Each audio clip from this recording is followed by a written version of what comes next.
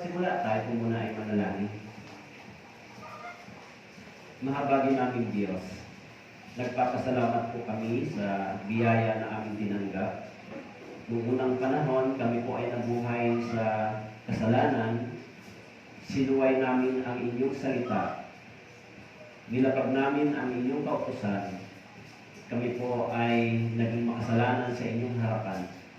Subalit salamat po sa inyong banal na biyaya at pag-ibig. Ibinigay po ninyo ang inyong anak na si Jesus upang kami po ay magkaroon ng pagkakataon na makatanggap ng biyaya ng Diyos, ang kaligtasan mula doon sa walang hanggang kapahamakan. Kaya sa araw na ito, narito po kami at nagtitipon sa inyong harapan upang magpatuloy sa aming pananampalatayang Kristiyano, Panginoon. Nawa po sa araw na ito, buksan niyo po ang aming mga puso't isipan. Magturo po kayo sa amin, ipahayag po ninyo ang inyong salita upang ang mga salita po ninyo ay maging gabay namin habang kami po ay naghihintay sa inyong ikalawang pagdating. Lahat po ng maaaring makasagabal sa amin, makaagaw ng salita na ibinibigay niyo sa amin ay bantayan niyo po, Panginoon, ang aming mga puso. Tulungan niyo rin po yung mga brothers and sisters namin na nagkakasakit, Panginoon. Pagalingin niyo po sila, ibangon niyo po sila, Panginoon, mula sa karamdaman at ibalik sa fellowship na ito. Ang mga nag-aalinlangan po sa inyong salita ay kahabagan po ninyo, O Diyos. Tulungan niyo po kami, maging ang mga brothers and sisters na nagpapatuloy. Maraming salamat po sa araw na ito. Maging ang mga nakikinig ng mensaheng ito, Panginoon, sa aming YouTube channel sa iba't ibang lugar ng bansa, Panginoon. Nawa ang mga mensaheng ito ay tumulong sa kanila upang lumago ang kanilang pananampalataya. Maraming salamat po. Ito po ang aming dalangin sa pangalan ni Jesus. Amen. Okay? So, kung may Bible po kayo, buksan po ninyo sa aklat ng Hebreo. Hebreo, chapter 5. Okay. Hebreo chapter 5, beginning verse 11 hanggang 14. Okay. Hebreo, kabanatang 5, talatang 11 hanggang 14. Okay po. So kung nakita nyo na po, babasahin ko po at sundan po na lamang ninyo. Okay. Verse 11, tungkol sa Kanya, marami kaming masasabi at mahirap ipaliwanag. Palibhasa ay naging mapurol na kayo sa pakikinig. Sapagkat bagaman sa panahon ito ay dapat na kayo mga guro na, kailangan muling may magturo sa inyo ng mga unang simulain ng aral ng Diyos. Kayo na kailangan ng gatas at hindi pagkain matigas. Verse 13, sapagkat bawat tumatanggap ng gatas ay walang alam sa sanda ng katwiran, palibhasa ay isa siyang sanggol. Verse 14, basahin po natin sabay-sabay, 3, 2, 1. Ngunit ang pagkain matigas ay para sa mga nasa hustong gulang na dahil sa pagsasagawa ay nasanay ang kanilang mga pandama na makilala ang pagkakaiba ng mabuti at masama. Okay, magandang umaga po muli.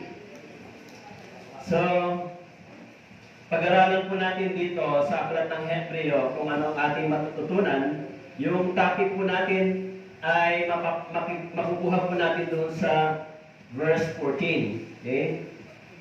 Yung topic na title natin ay nandito po sa verse 14. Ang sabi po doon, ngunit ang pagkain matigas ay para sa mga nasa hustong gulang na dahil sa pagsasagawa ay nasanay ang kanilang mga pandama na makilala ang pagkakaiba ng mabuti at masama. Okay?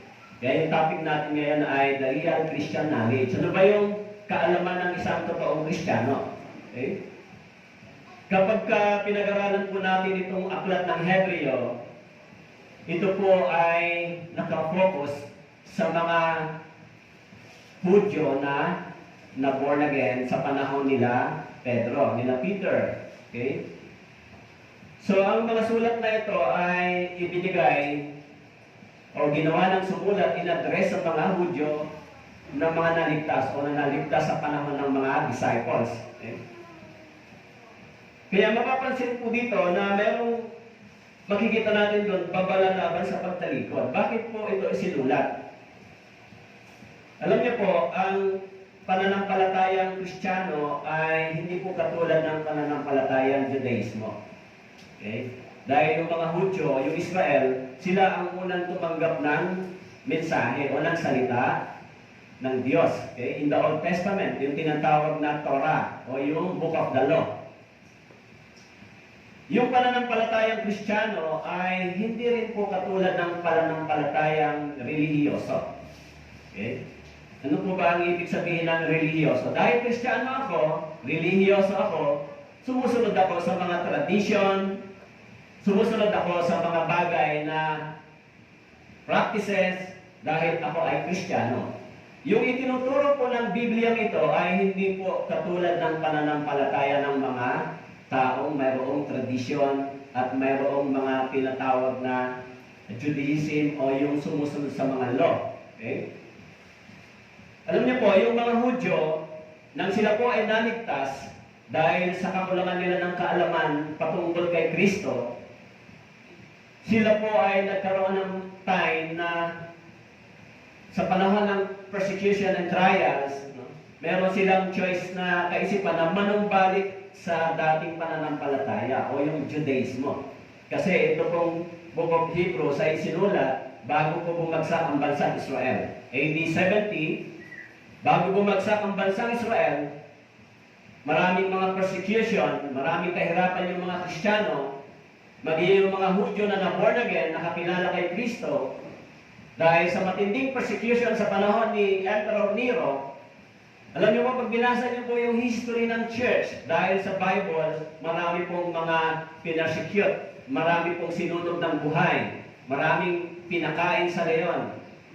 Pagkatapos, pagkamatay ng ating Panginoon, ang ipinangaral ng Ebanghelyong ito, lahat ng mga sumunod sa Kanya at naniwala sa Kanya ay dumanas ng maraming paghihirap, persecution, kamatayan. Maging yung mga Hudyo na naligtas sa pamamagitan ng Ebanghelyong ito, ay nagkaroon sila ng pagkakataon ng kaisipan na bumalik na lang sa dating paniniwala sa Judaismo dahil sa matinding persecution. Okay? Kaya yung pananampalataya po ng mga Kristiyano, ng tunay na Kristiyano, ay hindi po katulad ng pananampalataya ng mga relihiyosong tao. Okay? Ito po ay pananampalataya mayroong kaalaman. Kaya pag binasa po natin yung Book of Hebrews, ipinapakita po rito na ang pananampalatayang Kristyanismo ay nakahigit sa Judaismo. Kasi dalawa po yan, yung mga Hudyo at yung mga Griego. Tayo ay mga Griego o Hentil na tinatawag. Yung mga Israel, sila ay tinatawag na Hudyo o Jewish people. Sa kanila unang ibinigay ang salita ng Diyos. Kaya po, pag binasa po natin yung Book of Hebrews, mababasa natin doon mula chapter 1, ipinapakilala ang pagiging higit ni Kristo sa mga propeta, mga anghel at maging kay Moises. Okay? Pagdating sa chapter 4, ipinapakilala ang pagiging higit ng pagkapari ni Kristo sa mga paring Levita. Alam niyo po, in the Old Testament, ang mga pari ay pumapasok sa templo upang magdala ng pagtubos na mamagitan sa pagitan ng mga kasalanan at sa pagitan ng Diyos. Sila yung nagdadala ng mga tinatawag na sin offering. Okay? Kaya binanggit dito yung salitang pagkapari. Si Jesus Christ ay priest. No? He is the king, priest, and prophet. Yung kanyang gawain sa Old Testament ay makikita natin sa gawain ng mga propeta at sa gawain ng mga pari in the Old Testament. Okay? And then, pangatlo, pinabanggit dito dito po sa Hebreo, ang pagiging higit ng sakripisyong inihandog ni Kristo sa sanctuary sa langit kaysa maraming handog na hayop sa lupa ng mga Levita. Kasi po, pag binasa natin sa Lumang Tipan sa Leviticus, chapter 4, chapter 5 hanggang 8, nandoon yung ginagawa nilang paghahandog ng mga hayop. Para saan? Para sa kasalanan ng lahat ng tao. Pagtubos sa kanilang mga kasalanan. Okay? Yan yung gawain ng mga priest in the Old Testament at ito po yung shadow o yung gagawin ng ating Panginoong Jesucristo. Okay? Kaya pag bababasa po natin doon sa chapter 5, verse 6, Hebreo chapter 5 verses, gaya rin naman ang sinasabi niya sa ibang dako, ikaw ay pari magpakailanman ayon sa pagkapari ni Melchizedek. Sino po ba si Melchizedek? Mababasa natin yan sa Old Testament kung sino si Melchizedek. Sinabi rito, gaya rin naman ang sinasabi niya sa ibang dako, ikaw ay pari magpakailanman. Si Jesus is the priest forever. Ibig sabihin, yung kanyang pagiging pari ay pang magpakailanman. Yung gawain po kasi ng pari ay magdala ng mga alay at pangtubos sa harapan ng Diyos para sa kasalanan ng lahat ng tao in the Old Testament. Yan po yung larawan ni Jesus Christ na kanyang ginawa. Siya ay nagdala ng alay para sa kasalanan ng lahat ng tao. Subalit, in the Old Testament, yung promise sa kanyang pagdating, bago siya dumating, yung shadow ng kanyang gawain ay ginagawa ng mga priest. Nagdadala sila ng mga malinis na hayop. Kinukuha nila yung banal na dugo, yung dugo ng hayop, at iwiniwisik doon sa loob ng tinatawag na Ark of Covenant. Yan yung ginagawa nila habang inihintay ang pagdating ni Jesus Christ. This is the shadow. Kaya pag binasa po ninyo doon sa Exodus, yung tinatawag na Passover Lamb, yung Passover Lamb, yung lamb ay si Jesus Christ. Nang gabing yon, pumatay sila ng lamb, no? Sinasabi doon, at yung dugo ay inilagay nila sa lahat ng mga pintuan. Okay? Upang sa pagdating ng mamumuksa ay hindi sila puksain. Kaya sinabi ng Bible, sinabi ko roon, kapag aking nakita ang dugo, it means the blood of Jesus. This is the shadow of the blood of Christ. Okay? Kaya sino ba si Melchizedek? Doon po sa chapter 7, binanggit po kung sino si Melchizedek. Hebreo chapter 7, itong si Melchizedek na hari ng Salem, pari ng kataas-taasang Diyos. Ang siya sumalubong kay Abraham sa pagbabalik niya galing sa paglipol sa mga hari, siya ay kanyang binasbasan. At kanyang ibinahagi ni Abraham ang 10 bahagi ng lahat. Una, ang kahulugan ng kanyang pangalan ay hari ng katwiran. Ikalawa, siya rin ay hari ng Salem, na ang kahulugan ay hari ng kapayapaan. In verse 3, walang ama, walang ina, walang tala na angkan, ni walang pasimula ng mga araw o katapusan ng buhay, subalit ginawang katulad ng anak ng Diyos, siya ay nananatiling pari magpakailanman. Kaya dito po, binabanggit, sino ba si Melchizedek? In the Old Testament, si Melchizedek ay typology ni Jesus Christ. Sinabi rito, si Melchizedek ay hari ng Salem, pari ng kataas-taasan. Okay? Kaya si Abraham, binasbasan siya ni Melchizedek at pinagpala siya. It means, in the shadow of Jesus Christ in the Old Testament, si Abraham ay pinagpala ng ating Panginoong Jesus. Kaya binanggit po dito yung karakter ni Melchizedek. Sino po siya? Ang sabi po, siya ay hari ng katwiran. Verse 2, siya ay hari ng Salem na ang kalugan ay hari ng kapayapaan. He is the Prince, King of Peace. And sabi ron, walang ama, walang ina, walang talaan ng angkan. Actually, si Jesus Christ po ito.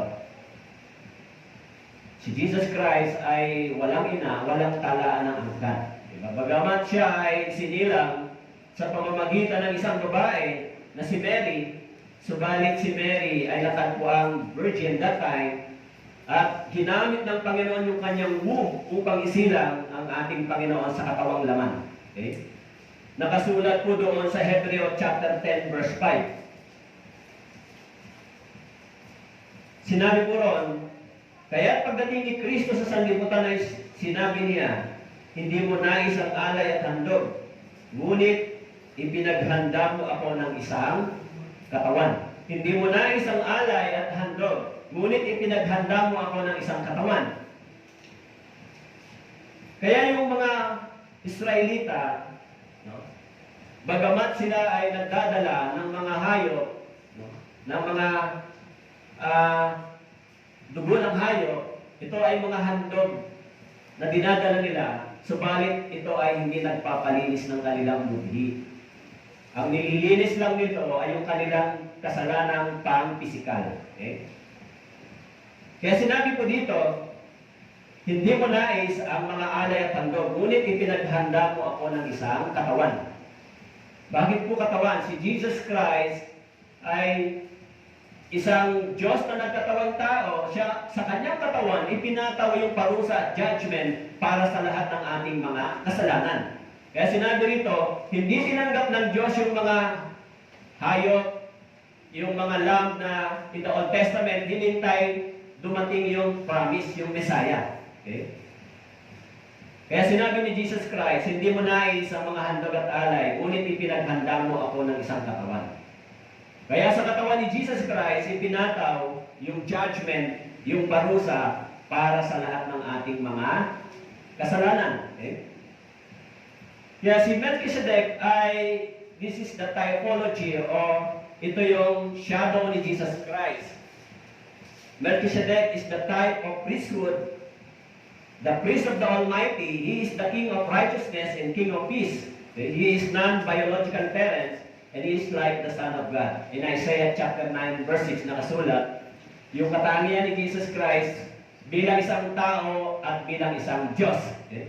Isinilang siya na isang bata, subalit ang batang ito ay He is the mighty God. He is Almighty God. The Prince of Peace, nakasulat sa Isaiah. Kaya doon po sa awit 110 verse 4, sinabi po, sumumpa ang Panginoon at hindi magbabago ang kanyang isipan, ikaw ay pari magpakailanman, ayon sa pagkapari ni Melchizedek, priest o pari magpakailanman. Dahil yung gawain ng mga pari ay mamagitan sa Diyos. Okay? Sila ay namamagitan in the Old Testament para sa sin ng mga tao at sa harapan ng Diyos. Kapag ang mga tao ay nagkakasala, sila ay nagdadala ng mga lamb o mga hayop na kanilang pinatay at ini-offer yung blood ay winiwisik upang sila ay tumanggap ng pagpapatawad sa kanilang mga kasalanan. Iyan ay shadow ni Jesus Christ in the Old Testament. Kaya nung dumating si Jesus Christ dito sa mundong ito, ang dala niya mismo ay yung kanyang sariling dugo, yung kanyang sariling katawan, yung kanyang buhay na nakasulat po doon sa Mateo chapter 20 verse 28. Siya ay dumating dito upang ibigay ang kanyang buhay para sa pantubos ng marami. Pantubos. Kasi yung batas ng Diyos, ang bawat nagkakasala o ang kabayaran ng kasalanan ay kamatayan. Bakit po? Dahil nilabag ng tao yung batas ng Diyos. Di ba? Nilabag niyo ba yung batas ng Diyos? Halimbawa, sinabi ng Biblia, huwag kang magsisinungaling, lahat ng tao ay nagsinungaling. So, nilabag nila yung batas ng Diyos. Halimbawa, sinabi ng Biblia in Ten Commandments, huwag kang gagawa ng mga kawa na sasamba rito, nilabag ng tao yung batas ng Diyos. Kaya kung mayroong batas ang tao, mayroon din batas ang Diyos. Ang batas ng Diyos ay spiritual. Ang batas ng tao ay para sa pisikal. Halimbawa, sinabi po ng batas ng tao, huwag kang papatay. Dahil pag ikaw ay pumatay ng katawan, magiging murderer ka. Murder. Depende pa yung kaso kung murder o mas magaang. So, yung batas ng tao, nagkakaroon ka ng kasalanan kapag ito ay iyong nilabag. Kapag ikaw ay pumatay ng tao, binaril o anumang ginawa mo, napatay mo, ikaw ay nagkasala sa batas ng tao. Ikaw ay murderer, ikaw ay killer. Kaya doon sa hukuman, ikaw ay hahatulan ng hukom. Subalit ang batas ng Diyos ay magkaiba sa batas ng tao. Sa batas ng Diyos, hindi mo pa ginagawa yung pagpatay, iniisip mo pa lang yung pagpatay, napopot ka pa lang in 1 John chapter 3 verse 15, napopot ka pa lang sa tao, iniisip mo pa lang yung pagpatay, sa Diyos, ikaw ay nagkakasala na. And that is the spiritual law. Ngayon, kailan ka mananagot sa tao kapag ito ay yung isinagawa? Okay? Yan yung batas ng tao at batas ng Diyos ay magkaiba. Kaya lahat ng tao, kung kayo po ay napuot na sa inyong kapatid, sa inyong kapwa, kayo po ay sinasabi ng Biblia na murderer. Kahit hindi pa kayo pumatay, hindi pa kayo pumaril, pero kung inisip nyo, yung pagkapuot sa inyong kapwa, sa inyong kapatid, sa Biblia, tayo ay nagiging murderer. Yan po ang batas ng Diyos, spiritual. Dahil sinabi ng Biblia in Hebrew chapter 12 o chapter 4 verse 12 to 13, alam ng Diyos yung lahat ng iniisip ng tao. Kilala ng Diyos yung puso at isipan ng tao. Kaya si Jesus Christ, ipinapakilala dito kung ano ba yung kanyang gawain para sa harapan natin, para sa lahat ng tao. Actually, si Melchizedek ay the type of foretelling about Christ. Okay? His mysterious is like mystery of our Redeemer in Christianity. Ibig sabihin, si Jesus Christ ay larawan, o si Melchizedek ay larawan ni Jesus Christ. Okay? Kaya mababasa po nyo doon sa Genesis chapter 14 verse 18, at si Melchizedek, hari ng Salem, na pari ng kataas-taasang Diyos, ay naglabas ng tinapay at alak. Siya'y kanyang binasbasan at sinabi, pagpalain si Abraham ng kataas-taasang Diyos na lumikha ng langit at ng lupa. In Genesis chapter 14, si Jesus Christ ay nagpakita kay Abraham bilang larawan ni Melchizedek, hari ng Salem. Ibig sabihin, hari ng Salem is the King of Peace. Kaya sinasabi po dito sa verse 6, sino ba si Melchizedek? Gaya rin naman ang sinasabi niya sa ibang dako, ikaw ay pari magpakailanman. Ayon sa pagkapari ni Melchizedek, si Jesus Christ po yung tinutukoy. Si Jesus Christ ay isang pari. Ayon sa pagkapari ni Melchizedek. Okay? Kaya doon po sa chapter 5, verse 10 ng Hebrew, sinabi po, yamang itinalaga ng Diyos bilang pinakapunong pari ayon sa pagkapari ni Melchizedek. Ano yung gawain ni Jesus Christ bilang pinakapunong pari? Mababasa natin sa verse 9, chapter 5, verse 9. Ang sabi po, nang maging sakdal, siya ang naging pinagmulan ng walang hanggang kaligtasan ng lahat ng mga sumusunod sa Kanya. Nang maging sakdal siya, sino po siya? Si Jesus Christ, naging pinagmulan ng walang hanggang kaligtasan. Eternal salvation. Kaya yung kaligtasan binabanggit dito ay hindi po kaligtasan ng ating katawan. Okay? Kaligtasan ng ating mga kaluluwa para hindi mahulog doon sa impyerno. Okay? Bakit mo mahulog sa impyerno? Bakit hahatulan ng Diyos ang tao? Because of sin. Sinabi ron, nilabag nila yung batas ng Diyos. Kaya ang batas ng Diyos, in Romans 6:23, ang kabayaran ng kasalanan ay kamatayan. So, kung magbabayad ka ng kasalanan mo, dapat kang mamatay. Dahil si Jesus Christ, nagbayad siya ng kasalanan natin sa pamamagitan ng kanyang kamatayan. Okay? Kaya binanggit po rito, yamang itinalaga ng Diyos bilang pinakapunong pari. Ang gawain ng pari ay mag-perform sa pagtubos ng kasalanan in the Old Testament. Siya ang namamagitan sa pagitan ng makasalanan at sa pagitan ng Diyos. Okay? Siya. Kaya binanggit po, sinabi rito, nang maging sakdal siya, naging pinagmulan ng walang hanggang kaligtasan ng lahat ng mga sumusunod sa Kanya. Kaya pagdating po sa verse 11, dahil yung mga Hudyo ay kulang sa kaalaman patungkol kay Kristo, dahil sa kakulangan nila ng pananampalataya patungkol kay Kristo, dahil tinanggap nila yung Torah, yung law. Pero may mga Hudyo na hindi naniniwala kay Jesus Christ. At sa panahon ito, yung Ebanghelyo ay unang dumating sa mga Hudyo, sa kanila ipinangaral yung Ebanghelyo. Mababasa po natin doon sa Romans chapter 3. Roma chapter 3.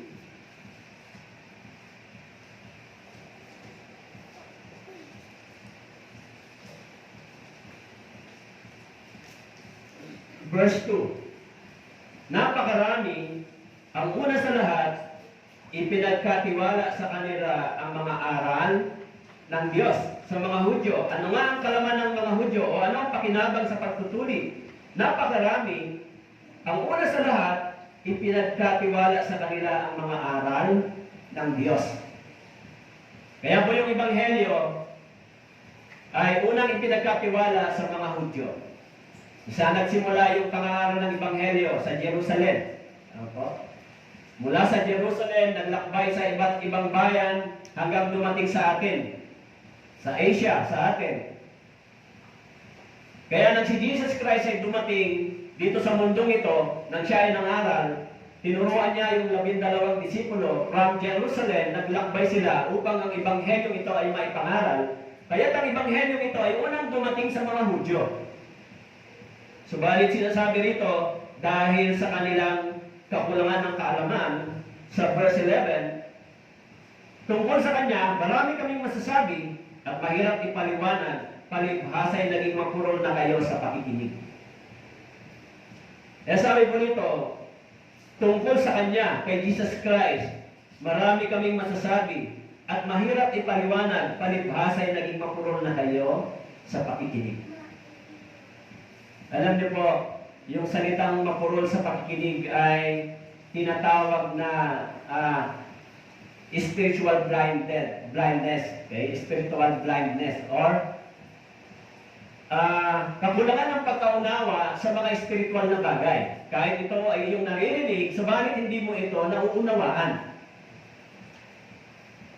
Dahil sa kakulangan ng pakikinig, sinasabi ni Pablo, tungkol sa kanya, marami kaming masasabi at mahirap ipaliwanag. Yung mga Hudyo, dahil sa kanilang kakulangan patungkol kay Kristo, dahil sa kanilang kawalan ng pananampalataya tungkol kay Kristo, ang sabi ron, naging mapurol ang kanilang pakikinig sa Ebanghelyo ito.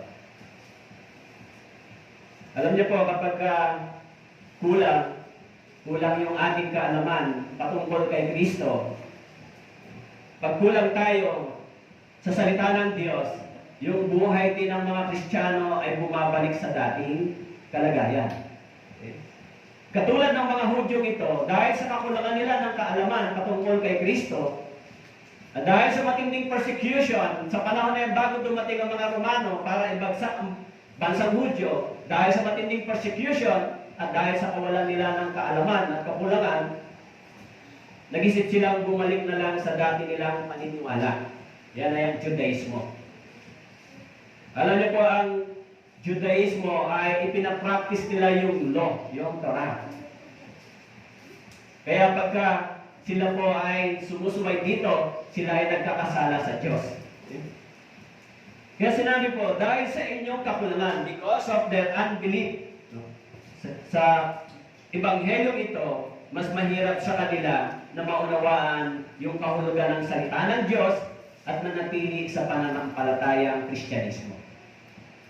Sinasabi dito ni Paul, ang pananampalatayang Kristyanismo at ang pananampalatayang relihiyoso at Judaismo ay hindi katulad ng pananampalatayang itinuturo ng Biblia. Okay? Kaya, dahil sa kanilang kakulangan, sinasabi ron sa Romans chapter 10, verse 16, subalit hindi lahat ay sumunod sa Ebanghelyo, sapagkat sinasabi niya Isaias, Panginoon, sino ang maniniwala sa aming salita? Hindi lahat sumusunod sa Ebanghelyo. Dahil sa sinabi ni Pablo, mahirap ipaliwanag, palibhasa'y naging mapurol na kayo sa pakikinig. Alam niyo po, yung salitang mapurol ay unskilled to discern between the false and spiritual truth. Ibig sabihin, wala siyang kakayahan to discern. Ano ba yung tama? Ano ba yung mali? Ano ba yung truth? Ano ba yung false? Kaya sinasabi dito, because of the unskilled, sabi dito, dahil mapuro na kayo sa pakikinig, hindi nila nag-discern kung ano yung truth and false. Magiging mga Kristiyano, kung kayo po ay kulang sa kaalaman patungkol kay Kristo, kung ang spiritual life ninyo ay hindi lumalago, mabubuhay din kayo na parang dating katulad na kayo. Yung pananampalataya kung Kristiyano ay hindi po katulad ng pananampalataya religyoso. Sino po ang pumago sa inyo? Binago niyo yung sarili niyo? Hindi po. Hindi niyo kaya baguhin yung sarili niyo. Sabi po ni Pablo, yung kapangyarihan ng Ebanghelyo o kapangyarihan ng salita ng Diyos ay kayang baguhin ang puso ng tao. Kaya sinasabi po sa Jeremiah, ang salitang ito ay parang maso, hammer. Kapag ang puso ng tao at ulo ay matigas, binabasag nito.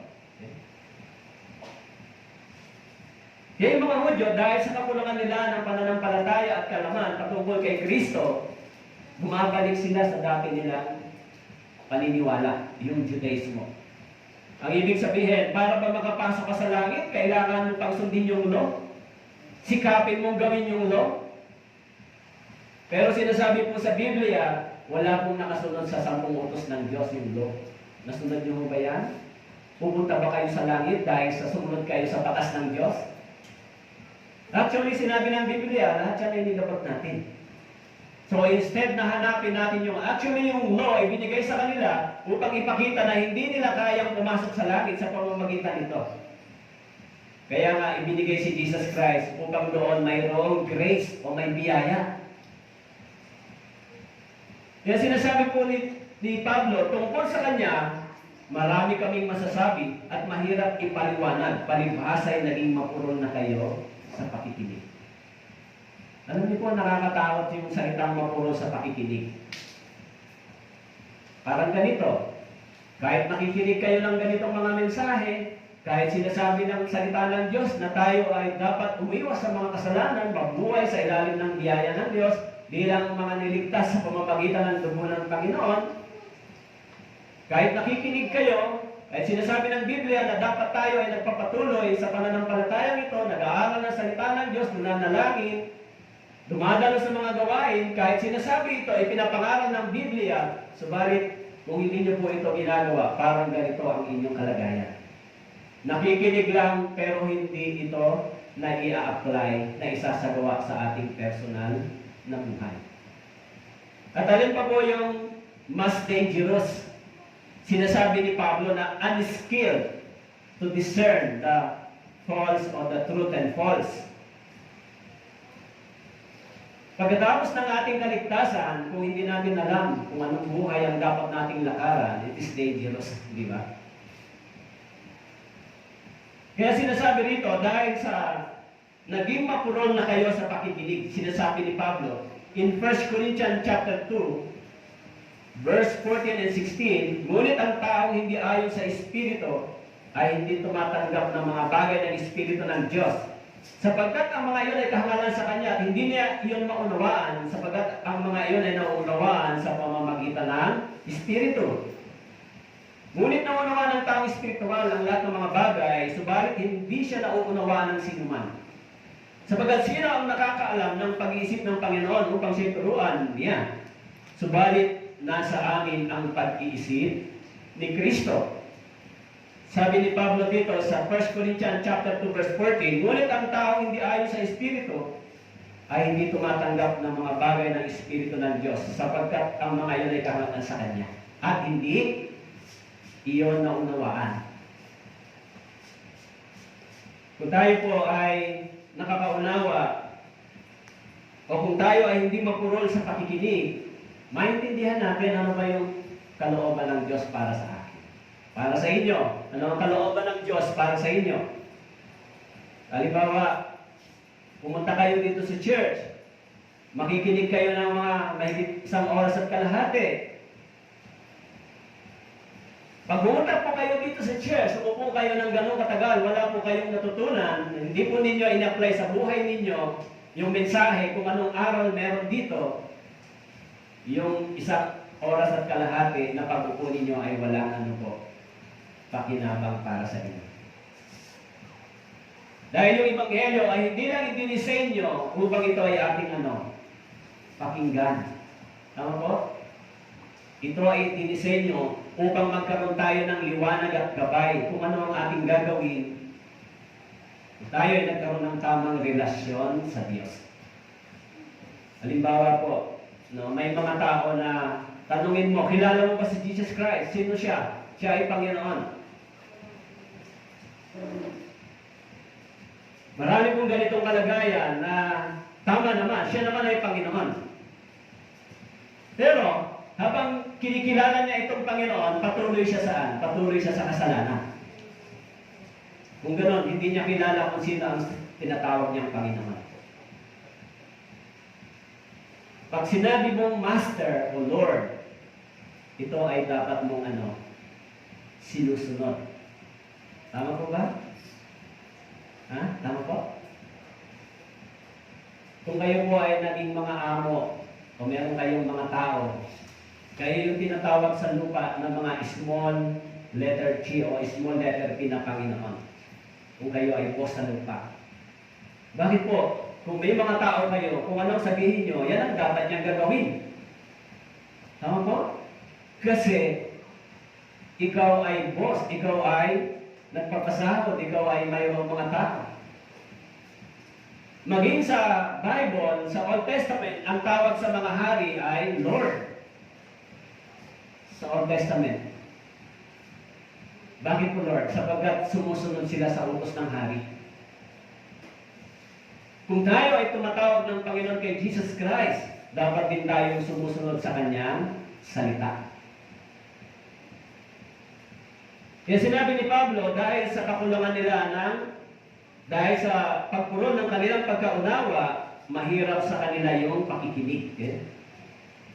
Kaya yung sinasabing mapurol in the Bible, yung meaning, slow understand the spiritual things. O, hindi natin maunawaan yung mga bagay na spiritual, hindi ito nananatili sa ating puso, bagamat ito ay ating naririnig. Kasi, halimbawa, yung mensaheng narinig nyo nung nakarang linggo, naalala niyo pa ba? Yung mensaheng dinala ni Pastor Jason. Siguro, yung iba nalimutan na, pero yung iba hanggang ngayon naalala pa, di ba? Kung ang ating tenga ay hindi ganun ka-focus sa salita ng Diyos, hindi natin naintindihan. Bagamat dito, maaaring sabi nyo, agree kayo, yes, yes. Ang problema paglabas nyo, pag-uwi nyo, yung daily life natin, kung ito ba ay ating isinasabuhay. Hindi pwedeng pag sinabi natin dito sa church, sa ganitong araw, kaya sinabi ko po sa inyo, maging si Pablo, sinaway niya yung mga Hudyo na na-born again dahil iniisip nila, pwede pang bumalik sa dati nilang kalagayan dahil sa matinding trials. Kung tayo man po ay naligtas, hindi tayo na dapat pang bumalik sa dati nating kalagayan pagkatapos. Katulad po ng mga Hudyo, nang sila ay tumawid from Egypt to Canaan, nang sila po ay tumawid sa dagat na pula, it means hindi na sila pwedeng bumalik sa Egypt. Ano ba sila sa Egypt? Alipin. Slave. Yung meaning, sila ay alipin ng kasalanan, wala silang kalayaan. Subalit pinalaya sila ng Diyos. Tayo rin, kung tayo ay pinalaya ng Diyos sa pamamagitan ng kapangyarihan ng Ebanghelyo ito, in Romans chapter 1 verse 16, ang kapangyarihan ng Ebanghelyo ito ay naging daan ng ating kaligtasan, pinalaya tayo sa kapangyarihan ng kasalanan, hindi na tayo dapat bumalik sa dati nating kalagayan. Alam niyo po, ang salita ng Diyos ay matalas. Yung salita ng Diyos ay hindi rin pinangaral para sa isang tao, para sa ating lahat.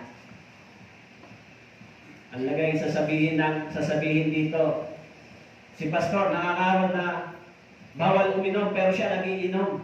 Di ba? Hindi pwede yung ganon. Nakasulat sa Biblia, mga manginginom ay hindi makakapasok sa kare ng langit. So paano mo masasabing Lord? Paano masasabing born again? Alam mo, born again ako habang tumatagay ka, habang naninigarilyo, born again ka. Ayan ay isang mahiyahiyang bagay. May isang brother na ganyan na nag-testimony sa akin. Akala niya tama yung kanyang ginagawa. Nasa church na siya, dumadalo siya, at may time, dahil mahina yung kanyang pananampalataya, napasama siya sa mga kaibigan niya, nagkainuman sila, at sinasabi niya sa kaibigan niya, alam niyo, dapat dumalo kayo ng Bible seminar para malaman niyo yung kaligtasan, makilala niyo si Jesus. Habang tumatagay siya, sinasabi niya yun. Ano sa tingin niyo? Paniniwalaan ba siya? So, yung pananampalatayang Kristyanismo ay hindi ho Isang paniniwalang relihiyoso. Kaya nung na-realize niya, habang sinasabi niya yun, pagkatapos mabuksan yung kanyang isip at mata, sinabi niya, nahihiya ako sa Diyos. Kaya yung pananampalataya na sinasabi ni Pablo dito, yung mga Hudyo, alam niyo po, yung mga Hudyo, gusto nilang bumalik sa dati nilang kalagayan. Kaya sinabi ni Pablo sa kanila, nahibang na ba kayo mga taga-Galasya? Natanggap ba ninyo ang Espiritu ng Diyos sa pamamagitan ng pagsunod sa kautusan o sa pamamagitan ng biyaya ng Diyos? Natanggap ba ninyo yung kaligtasan? Makakapasok ba kayo sa langit dahil kayo ay sumusunod sa kautusan? Dahil mabait kayo? Dahil religyoso kayo? Dahil nagbibigay kayo sa church kaya kayo pupunta sa langit? Yan po yung maling paniniwala ng tao. Kung kaya niyang pumasok sa langit sa pamamagitan ng kanyang sariling gawa at pagsunod sa kautusan, nawawala na lang ng saysay yung kamatayan ni Jesus Christ doon sa cross. Yung pagdanak ng kanyang dugo, walang saysay para sa iyo. Kaya sinabi ni Pablo, dahil sa kakulangan nila, dahil sa makurong nilang pag-iisip, hindi nila naunawaan kung anong kalooban ng Diyos. Kaya doon po sa 2 Peter chapter 3 verse 16, gayon din naman. 2 Peter chapter 3 verse 16, gayon din naman. Sa lahat ng kanyang mga sulat na sinasabi sa mga iyon, ang mga bagay na ito, doon ay may mga bagay na mahirap unawain, na binabaluktot ng mga hindi nakakaalam at ng mga walang tiyaga, gaya rin naman ang kanilang ginagawa sa ibang kasulatan, sa ikapapahamak din na. Yung Biblia, yung salita ng Diyos kung minsan ay pinipilit baluktutin ng mga taong may maling paniniwala dito. Ano po, napakasimple lang yung pinanawagan ng Panginoong Jesus nang dumating siya rito. Ano yung panawagan ni Jesus Christ nang dumating siya rito? Sabi niya, hindi siya pumarito upang tawagin ang mga matuwid, kung hindi ang mga makasalanan tungo sa pagsisisi. Pagdating ni Jesus Christ, sinabi ron, dumating siya rito upang iligtas ako. Bakit po? Sinabi ng Romans chapter 3 verse 23, ang lahat ay nagkasala. Meron bang hindi nagkasala dito? Lahat tayo ay bumagsak sa pamantayan ng Diyos, yung kautusan. Lahat tayo ay nagkasala laban sa Diyos. Kaya nang dumating si Jesus Christ, tinawagan niya ang tao, ang makasalanan na magbalik sa Diyos. Magsisi at magbalik. Maging yung mga Hudyo na naligtas, sinasabi dito, dahil sa makurul na kayo sa pakikinig, hindi ninyo maunawaan yung kalooban ng Diyos. In Isaiah chapter 6 verse 10, patabain mo ang puso ng bayang ito at iyong pabigatin ang kanilang mga pandinig. At iyong ipikit ang kanilang mga mata, baka sila'y makakita ng kanilang mga mata at makarinig ng kanilang mga tainga at makaunawa ng kanilang puso at magbalik loob at magsigaling. Isaiah chapter 6 verse 10. In Matthew chapter 13 verse 15, sapagkat naging manhid na ang puso ng bayang ito, mahirap nang makarinig ang kanilang mga tainga at ipinikit nila ang kanilang mga mata. Baka ang kanilang mga mata ay makakita at makarinig ang kanilang mga tainga at makaunawa ang puso nila manumbalik sa akin at sila'y aking pagalingin. Kaya yun po yung sabi ng Biblia, baka sila'y makarinig at manumbalik at sila'y pagalingin. Bakit po pagalingin? Yung kasalanan ay isang sakit. Ano ang papatayin ng kasalanan? Yung kaluluwa mo dadalhin sa impyerno because of sin. Kung yung kasalanan o kung yung mga bagay na bisyo pumapatay ng katawan, ano po? Halimbawa, kung gusto mong mamatay ng maaga, abusuhin mo yung katawan mo, di ba? Kumain ka ng maraming pagkain na pwedeng maging bawal sa iyo. Pwede yan. Kung mahilig kang kumain ng mga mantika, mga taba, lahat ng mga bawal, mga against sa iyong katawan, kumain ka, mas maaga kang yung katawan mo, mas maaga ang mamatay. Bakit? Dahil sa mga kinain mo. Pero paano yung espiritu mo, yung kaluluwa? Binigyan tayo ng kaluluwa. Pag kumain ka ba ng maraming bawal, taba, lechon, mamamatay ba yung kaluluwa mo? Hindi. Because of sin. Okay. Kaya sinabi diyan, because of sin, yung kaluluwa mo ay maaaring mamatay. Yung kasalanan ay parang sakit. Kaya sinabi dito, doon sa Acts chapter 28, verse 27, sapagkat pumurol na ang puso ng bayang ito, mahirap nang makarinig ang kanilang tainga at pumikit ang kanilang mga mata. Hindi po ito dapat mangyari sa atin sa church, di ba? Sa inyo, sa mga nakikinig dito, hindi ho dapat mangyari yan dapat sa inyo. Yung mga Hudyo na na-born again, dumating sila sa status na yung kanilang kaalaman sa spiritual na bagay ay naging mapurol. Bagamat sa kanila ibinigay yung Ebanghelyo, nakikinig sila ng mga aral na ito, subalit yung kanilang pamumuhay ay bumalik sa dati nilang kalagayan. Kaya dito sa church, kung nandito po kayo, bakit po kayo nakikinig dyan? Pagkatapos po ba nito makinig, babalik kayo, pupunta uli kayo sa makasalanang pamumuhay? Yung pagtuturo ng Kristyanismo ay hindi ho para tayo maging relihiyoso. Yung pagtuturo ng Biblia, ibinigay sa atin upang malaman natin kung ano ang katakilang biyaya ng Diyos, kung ano ang kalooban ng Diyos. Hindi po kayo naligtas dahil sa pagsunod sa kautusan, di ba? Naligtas tayo dahil sa biyaya ng Diyos. Nabubuhay tayo ngayon sa ilalim ng biyaya ng Diyos bilang mga born-again Christian o na iniligtas sa dugo ng Panginoon, nabubuhay na lang tayo sa ilalim ng biyaya ng Diyos. Kung tayo, alam niyo po, kung ang Panginoon ay mabagsik at malupit, dapat kada pagsuway ng tao patayin na lang. Di ba? Parang kasalanan hindi magdumami, hindi mag-prosper. Kung ang Diyos ay malupit, sa bawat kasalanang ginagawa ng tao, ang parusa ay kamatayan, patay ka agad. So walang matitirang tao, di ba? Kaya sinasabi ni Pablo, dahil sa mapurol na kayo sa pakikinig, hindi nyo na maunawaan kung ano ang kalooban ng Diyos. Okay? Kaya sa mga Hudyo, yan yung paalala ng Biblia. Kung tayo ay magkamali o magkulang sa pagkaunawa ng katotohanan galing sa Ebanghelyong ito, kung kulang yung ating pagkaunawa sa Ebanghelyong ito, sa Biblia ito, sa salita ng Diyos, yung ating spiritual life nagiging nag-stagnant. Parang ang mangyayari po sa inyo, religious life na lang. Pupunta sa church pag Sunday, uuwi, wala nang power yung words of God. Hindi tayo nag-change every day.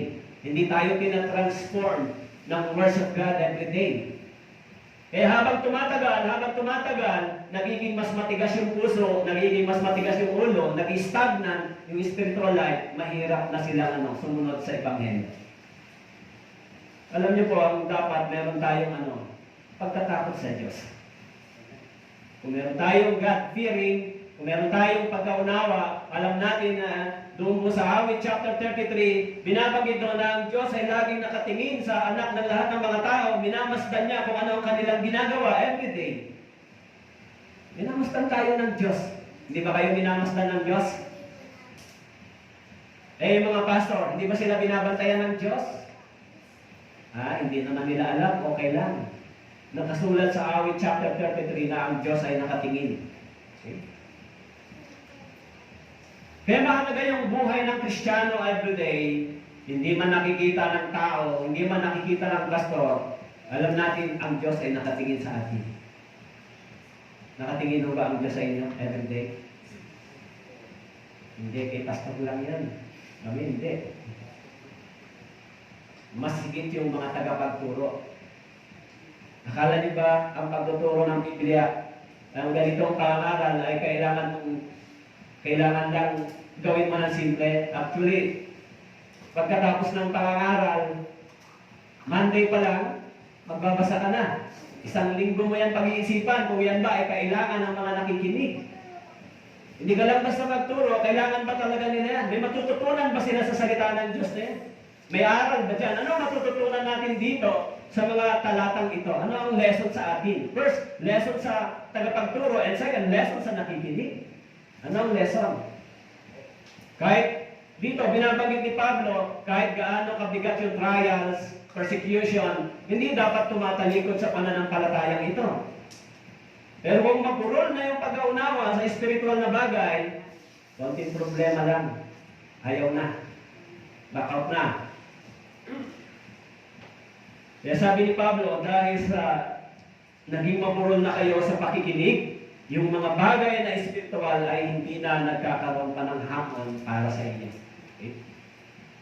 In verse 12, sabi po dito, Hebreo chapter 5, verse 12, sapagkat bagaman sa panahon ito, dapat na kayong mga guro na kailangan muling may magturo sa inyo. Na mga unang simulain ng aral ng Diyos, kayo nangangailangan ng gatas at hindi ng pagkain matigas. I think, yung kausap ni Pablo dito, ay yung mga Hudyo na naligtas, na born again. Sabi niya, bagaman sa panahon ito, dapat na kayong mga guro na kailangan muling may magturo sa inyo ng mga unang simulain ng aral ng Diyos. Kayo nangangailangan ng gatas, hindi ng pagkain matigas. Okay? Sinabi niya rito, sapagkat bagaman sa panahon yun, dapat na kayo mga guro. Ang ibig pa sabihin, lahat ng mga ligtas dapat maging guro. Actually, in the normal life, sa normal nating pamumuhay, tayo ay mga guro. Sa normal na pamumuhay. Yung buhay natin ay nagtuturo sa ibang tao kung ano ang nangyari sa atin pagkatapos ng ating kaligtasan. Yung buhay ninyo, nagiging aral ba sa iba? Pagkatapos niyong maligtas, yung dati, at pagkatapos ng inyong kaligtasan, yung mga taong nakatingin sa atin, may aral ba sa kanila yung pamumuhay natin? Halimbawa po, dati akong drug addict, dati akong problema ng community. Nung na-born again, nung nakilala ko yung biyaya ng Diyos, dumating ako sa pagsisisi at pananampalataya kay Jesus, nagbago yung pamumuhay ko. Ngayon nakikita ako ng community, yung buhay ko ay nagiging aral para sa kanila, nagtuturo sa kanila. Pwede naman palang mabago sa pamamagitan nito. Kaya po, yung buhay niyo ba, nagtuturo ba sa ibang tao na nakapaligid sa inyo? Kaya sinasabi ni Pablo dito, dapat na kayo ay mga tagapagturo na. Dapat guro na kayo. Yung buhay ninyo dapat nagtuturo na sa iba. Nagiging hamon na. Hindi na kayo kinatitisuran. Nagiging pagpapala na kayo. Sa tagal nyo na sa pakikinig ng Ebanghelyo, sabi ni Pablo, sa inyo dumating ito, dapat kayo ay mga tagapagturo na. Ang buhay ninyo. Kaya nakasulat sa Colossians chapter 3 verse 16. Manirahan na magsagana sa inyo ang salita ni Kristo ayon sa lahat ng karunungan. Magturo at magpaalalahanan kayo sa isa't isa sa pamamagitan ng mga salmo, ng mga himno, mga awiting spiritual na umaawit na may pagpapasalamat sa Diyos sa inyong mga puso. Sabi yan, Colossians chapter 3 verse 16, magturo at magpaalalahanan kayo sa isa't isa. Magturo at magpaalalahanan. Halimbawa, mayroong brother na naliligaw.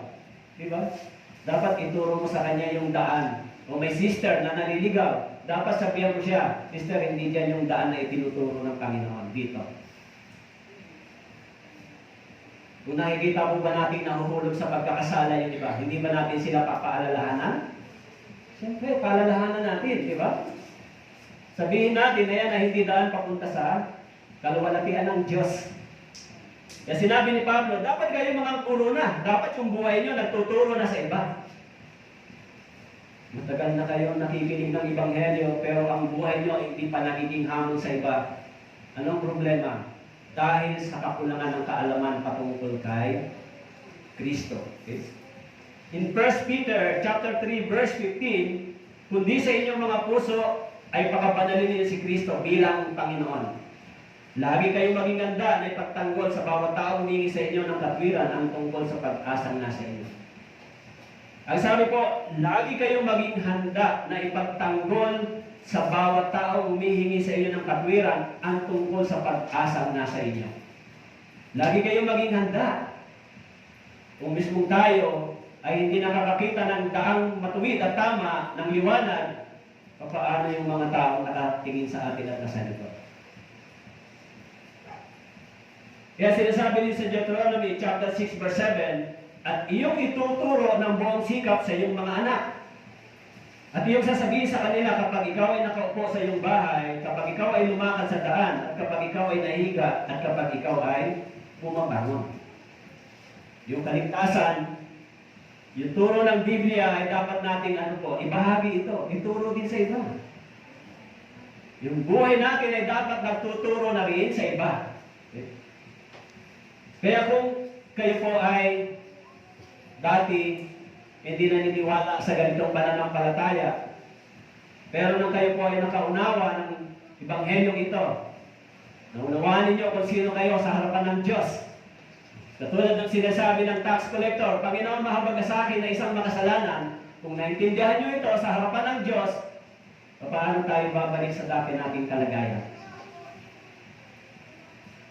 Anong aral ang natututunan natin sa Biblia kung gano'n?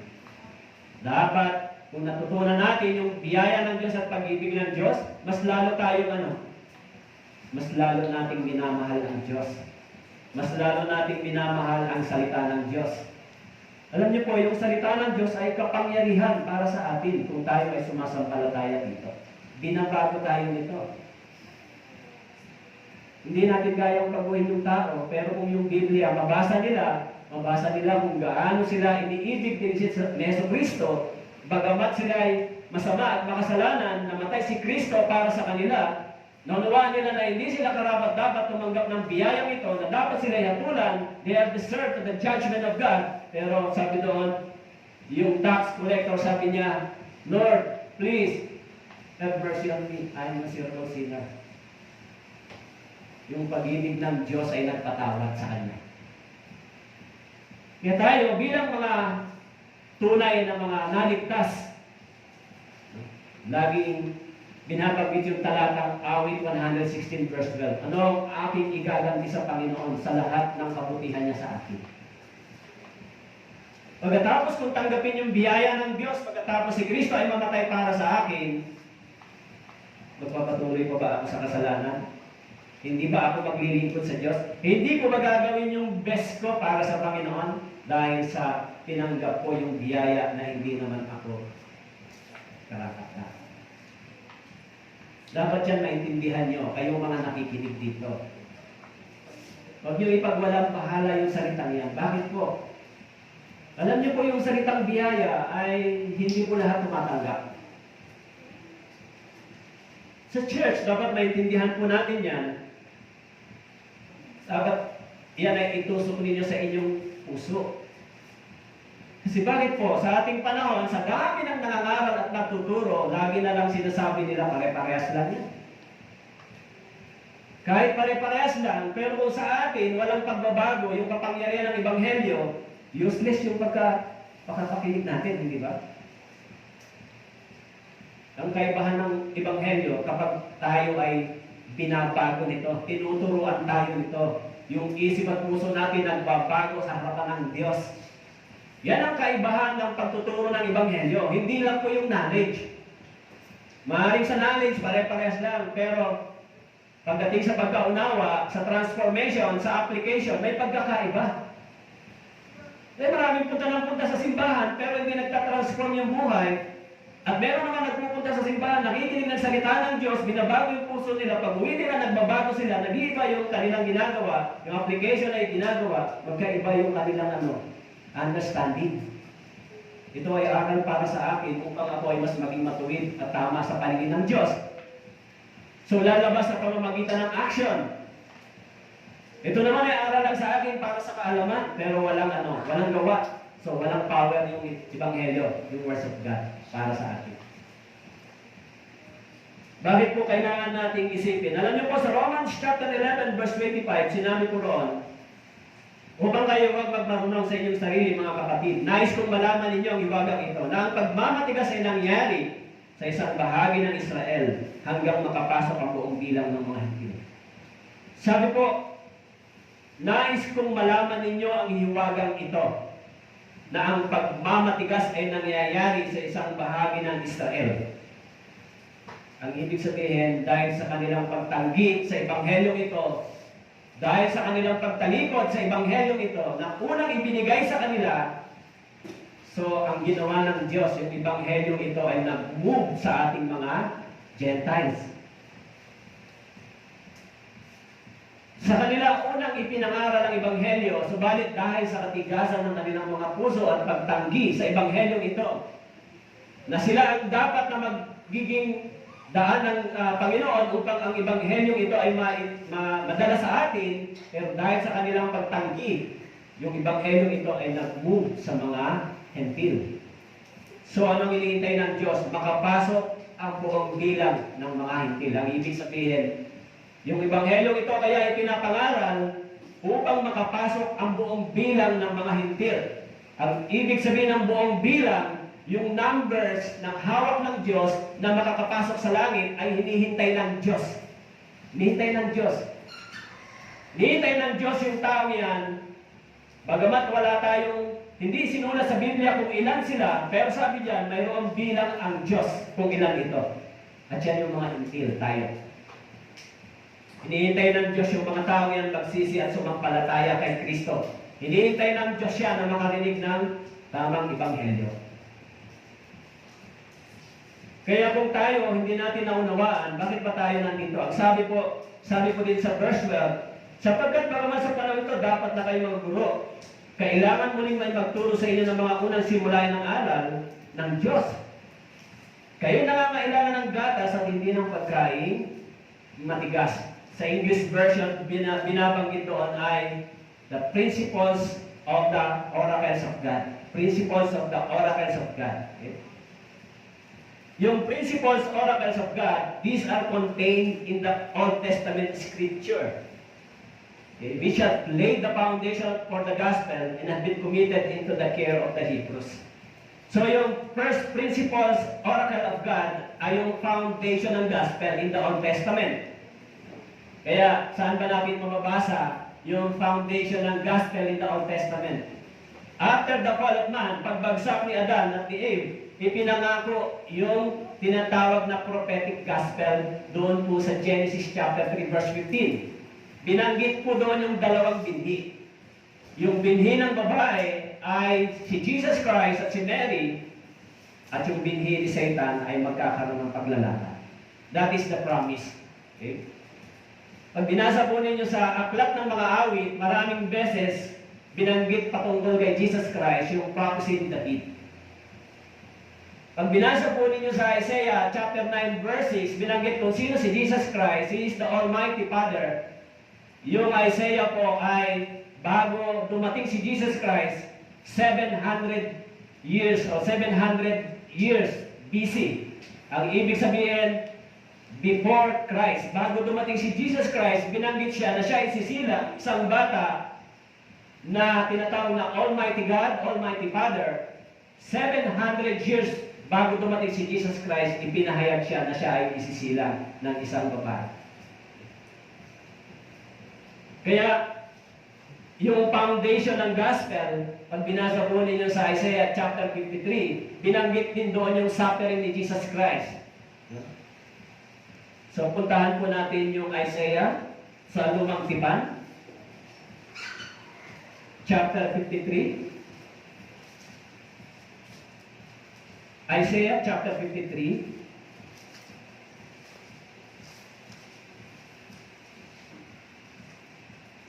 Beginning verse 2. Okay? Sapagkat siya'y tumubo sa harapan niya na gaya ng sariwang pananim at gaya ng ugat sa tuyong lupa.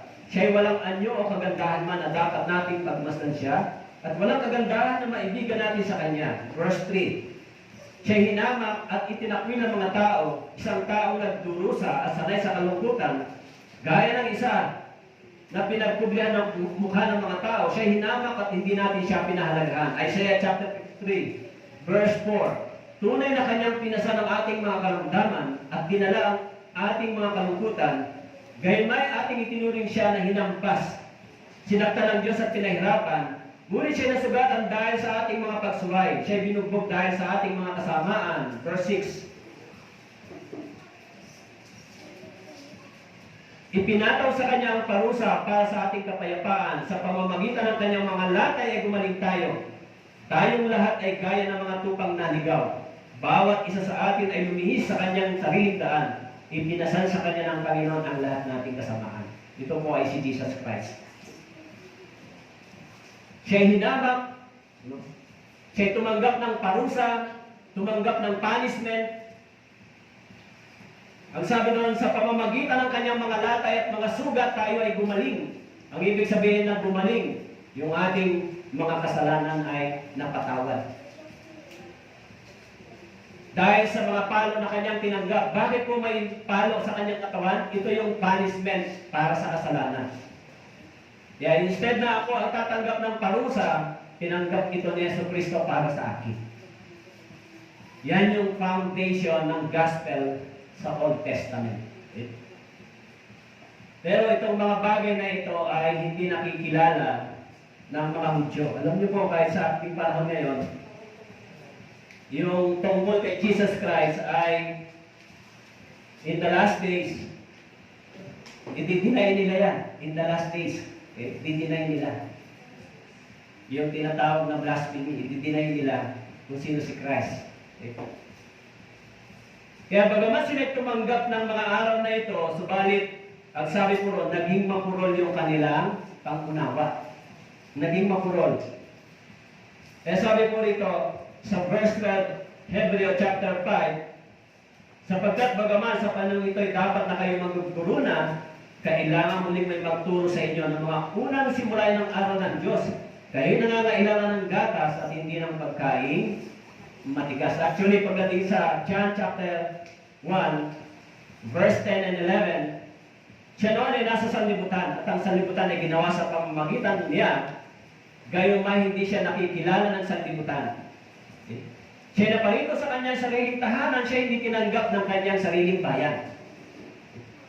Kaya sila, tumanggap man sila ng unang aral, tumanggap man sila ng unang mga aral na ito, subalit, ang sabi dito, naging mapurol yung kanilang mga pangunawa.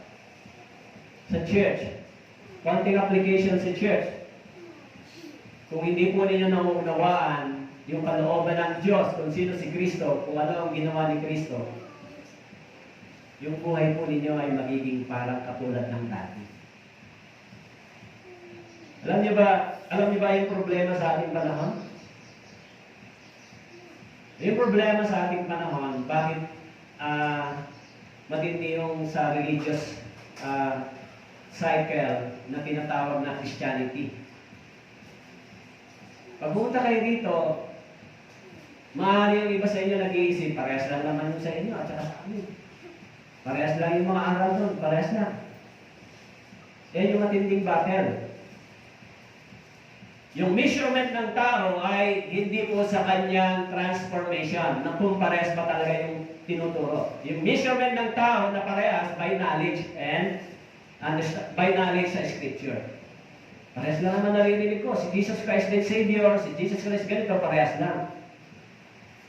Yan yung pamantayan.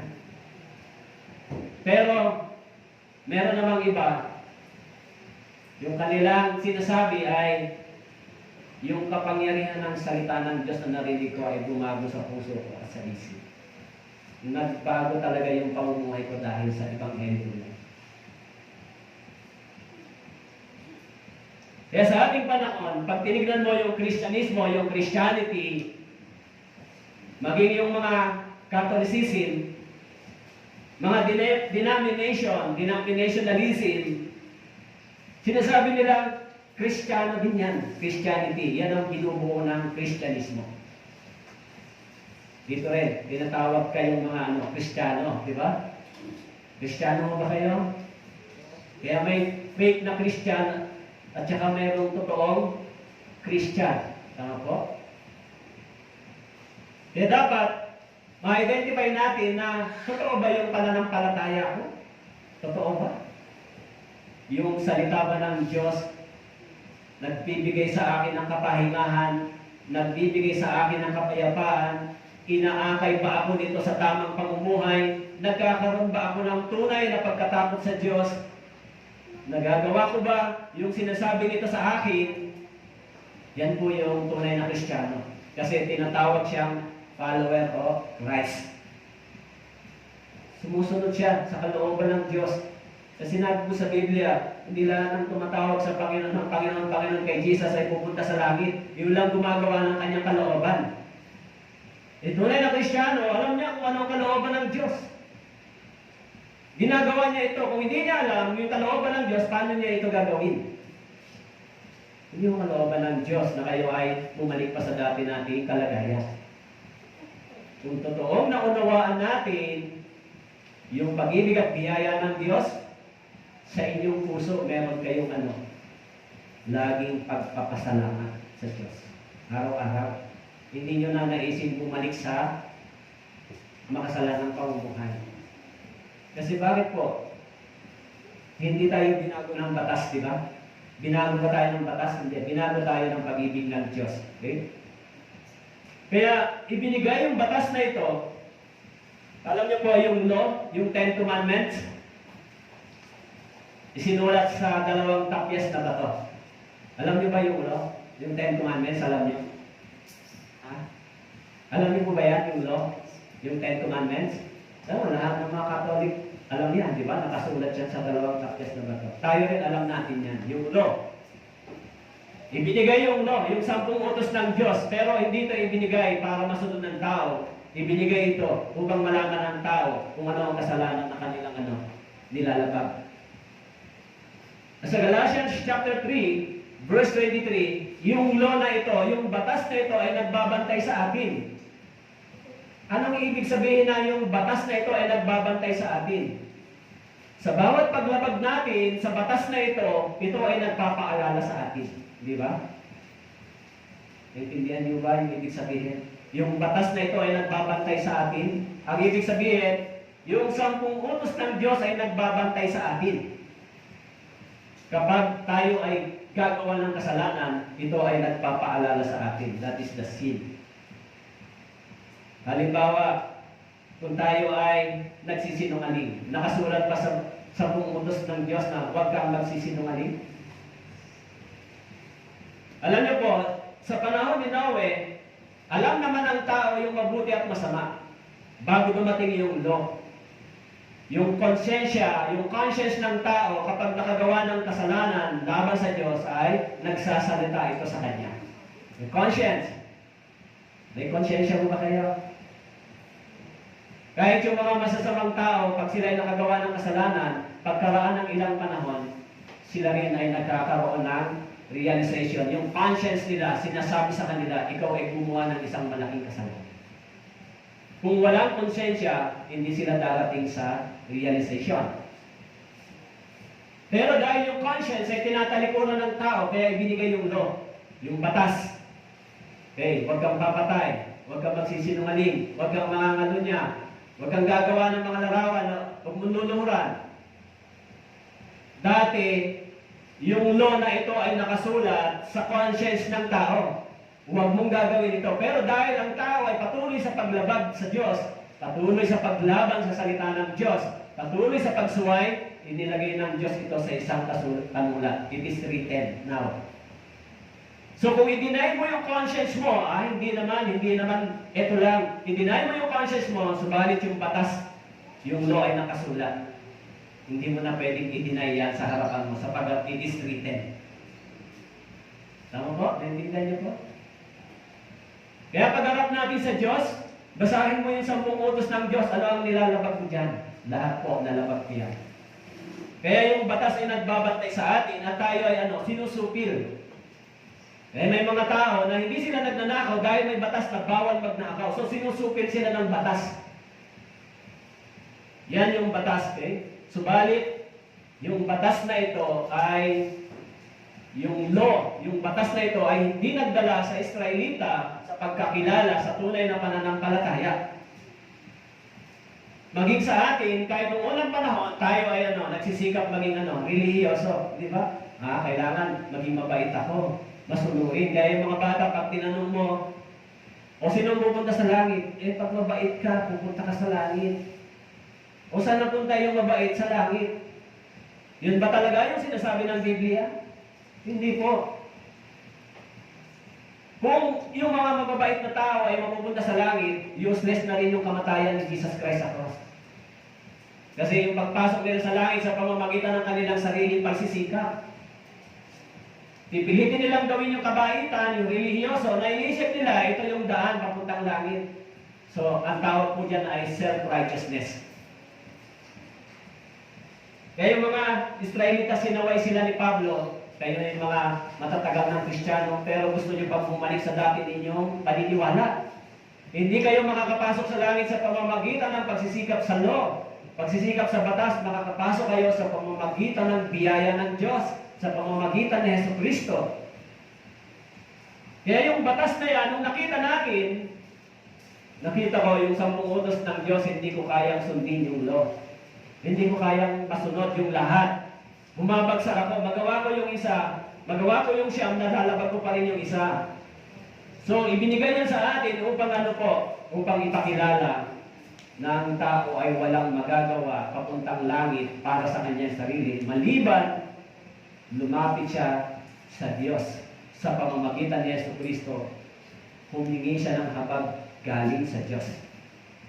Panginoon, hindi ko kayang sundin yung ibinigay mong batas, kaya hindi ako makapasok sa langit.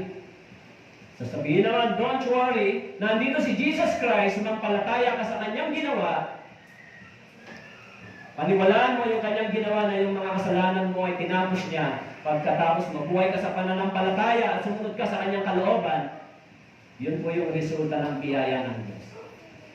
So kung gano'n, makakapasok ko sa langit sa pamamagitan ng pananampalataya, hindi sa pamamagitan ng aking pagsisikap. Kaya yung mga naligtas na tunay na mga born again, sinasabi po sa Galatians chapter 3, verse 26, sapagkat kay Kristo Jesus, kayong lahat ay mga anak ng Diyos sa pamamagitan ng pananampalataya. Yung pananampalataya ko, dumating sa pagkakataon, hindi ko kayang sundin yung 10 utos ng Diyos. Pero may ini-offer ang Diyos sa pamamagitan ni Jesus Christ. Yan yung biyaya. Grace ng Diyos para makapasok ka sa langit. Ang meaning ng grace sa original na Greek word, pag binabasa niyo yung interpretation, you receive something that you are not deserved. Okay? Ibig sabihin, tinanggap niyo yung isang bagay na hindi naman kayo karapat, dapat. Kaya kung tayo po ay totoong nakaunawa ng pag-ibig ng Diyos, babalik na naman tayo sa awit 116, verse 12. Ano ang maigaganti ko sa Panginoon sa lahat ng kabutihan niya sa akin? Ano maigaganti ko? Ang igaganti ko sa Panginoon, gagawa uli ako maraming sin.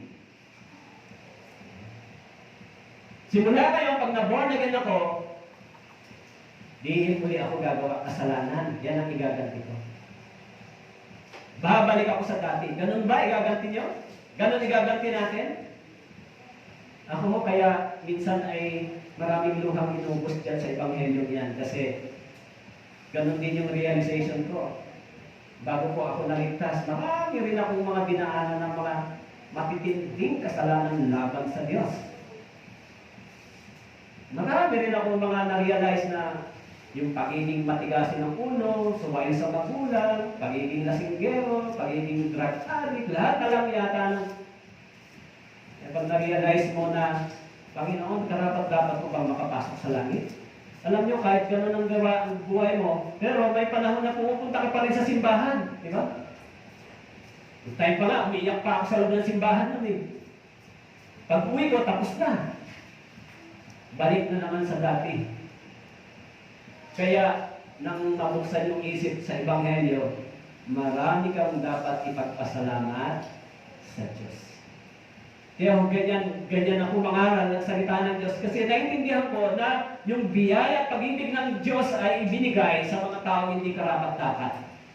Diba? Tayo yun. Pero yung minsan, yung masakit sa puso, yung mga nagsasabing mga born again Kristiyano, sila ay nagiging problema sa community. Hindi sila nagiging yung buhay nila hindi nagtuturo sa mga taong nasa ganung kalagayan. Ano po? Hindi ko masabi na ako ay mas makahigit sa iba, pero yung buhay mo, pag binago ng Diyos, maging sa mga mahal mo sa buhay, magtuturo sa kanila. Dati ganito yan At ngayon, nung na-born again po ako, hindi na ako lumalabas ng bahay. Kahit tawagin ako ng mga kaibigan ko, ayoko na. Sino nakaka-witness ng ginagawa natin? First, yung ating parents, di ba? Kilala ako ng mga magulang ko, kaya alam nila kung totoong yung kapangyarihan ng Ebanghelyo ay tumatik sa iyo. Kaya, kung ganon, nagtuturo sa kanila yung buhay natin, pag sinabi natin sa kanilang makinig kayo ng Ebanghelyo, nakasakali, maniniwala sila. Kaya yung mga Hudyo, bagamat sila ay tumanggap ng unang araw na ito, hindi nila ito napakinabangan. Okay. Ang sabi dito ay, sapagkat bagaman sa panahon na dapat na kayong mga guro na kailangan, muling may magturo sa inyo ng mga unang simulain ng aral ng Diyos. Kayo'y nangangailangan ng gatas, hindi ng pagkain, matigas, milk.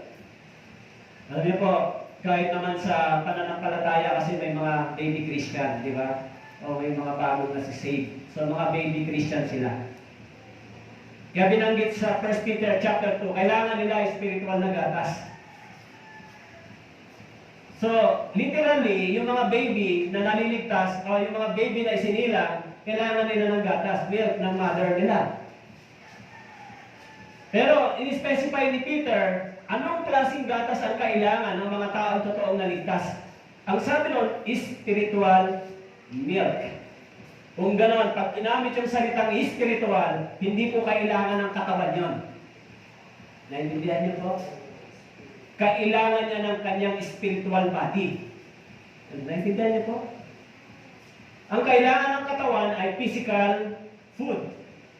Kumain ka ng kanin, ulam, kumain ka ng ulam, yan ay para sa pangangailangan ng iyong katawan. Subalit sinabi niya, nang sila ay naligtas, kailangan nila ng spiritual na gatas. Kaya ginamit yung salitang spiritual, ito ay para sa pangangailangan ng kanyang espiritu. Pero yung mga tao, anong ginagawa nila? Nagtatrabaho araw-gabi mula Monday hanggang Sunday para lang sa pangangailangan ng kanilang katawan. Hindi nila naisip na yung espiritu nila ay kailangan din. Yung spiritual na gatas. Meron mo ba kayong spiritual body? May kaluluwa po kayo? Kaya pag sinabing wala kang kaluluwa, hindi na yan pwede evangelize. Walang kaluluwa eh. Kasi yung maliligtas yung kaluluwa. Pag sinabing walang kaluluwa, hindi ka na ma-evangelize kasi wala kang kaluluwa. So yung may kaluluwa, pag sinabing may kaluluwa, kailangan i-evangelize. Kasi yung kaluluwa, kailangan maligtas at makapasok sa buhay na walang hanggan. Kaya sabi dito ni Pablo, sabi dito, yung kailangan ninyo, gatas lang ba? Binanggit sa verse 13, sabagat ang tumatanggap ng gatas ay walang alam sa salita ng katwiran, palibhasa ay isa siyang sanggol. Kaya nga, kung kayo ay hindi po lumago sa pananampalatayang ito, sa Kristiyanong pamumuhay, pag hindi po kayo lumago, alam niyo po, I'm sorry to say, parang ganito minsan, binanggit ni Pablo yan minsan sa Pedro. Sabi niya, alam mo yung mga baboy, pagkatapos mong paliguan, bumabalik pa rin sila sa dating putikan. Yung aso daw pag sumuka, kinakain niya uli yung suka niya. Hinamit niya yung halimbawang ganito sa mga Kristiyano na pagkatapos linisin ng dugo ni Kristo yung kanilang mga kasalanan, bumabalik uli sila sa karumihan. Kung tayo nilinis na ng dugo ng Panginoon, hindi na tayo dapat bumalik sa marumihan, maruming bagay. Yun yung kasalanan ang nagpaparumi sa atin. Kaya yung mga bata pang Kristiyano, mga baby Christian, pansinin niyo po yung mga baby. Alam niyo po yung mga baby, kahit na anong ibigay niyo dyan, isusubo po yan, di ba? Tama po? O yung mga nanay dito, kahit na anong ibigay mo sa baby, bigyan mo yan ng toy, isusubo, kakainin. Hindi niya alam na yan ay hindi naman kinakain. Bakit po siya ganon? Kasi kulang pa siya sa kaalaman sa mga bagay patungkol sa Diyos, patungkol kay Kristo. Yung mga Kristiyano minsan, hindi nila alam na yung ginagawa nila ay kasalanan. Bakit po? Hindi nag-mature yung kanilang spiritual life.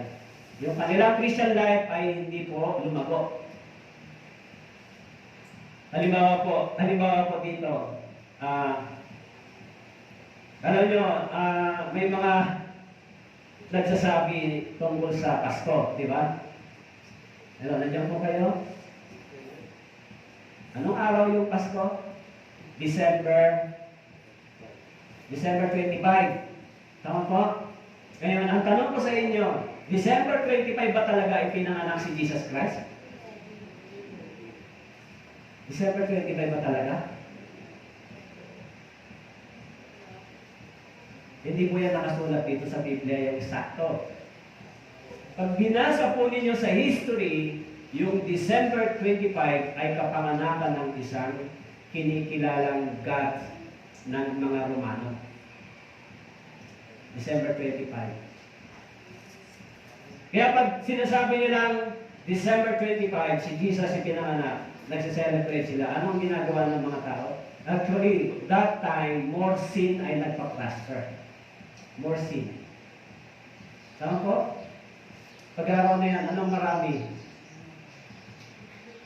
Tagay-tagay tayo. Di ba?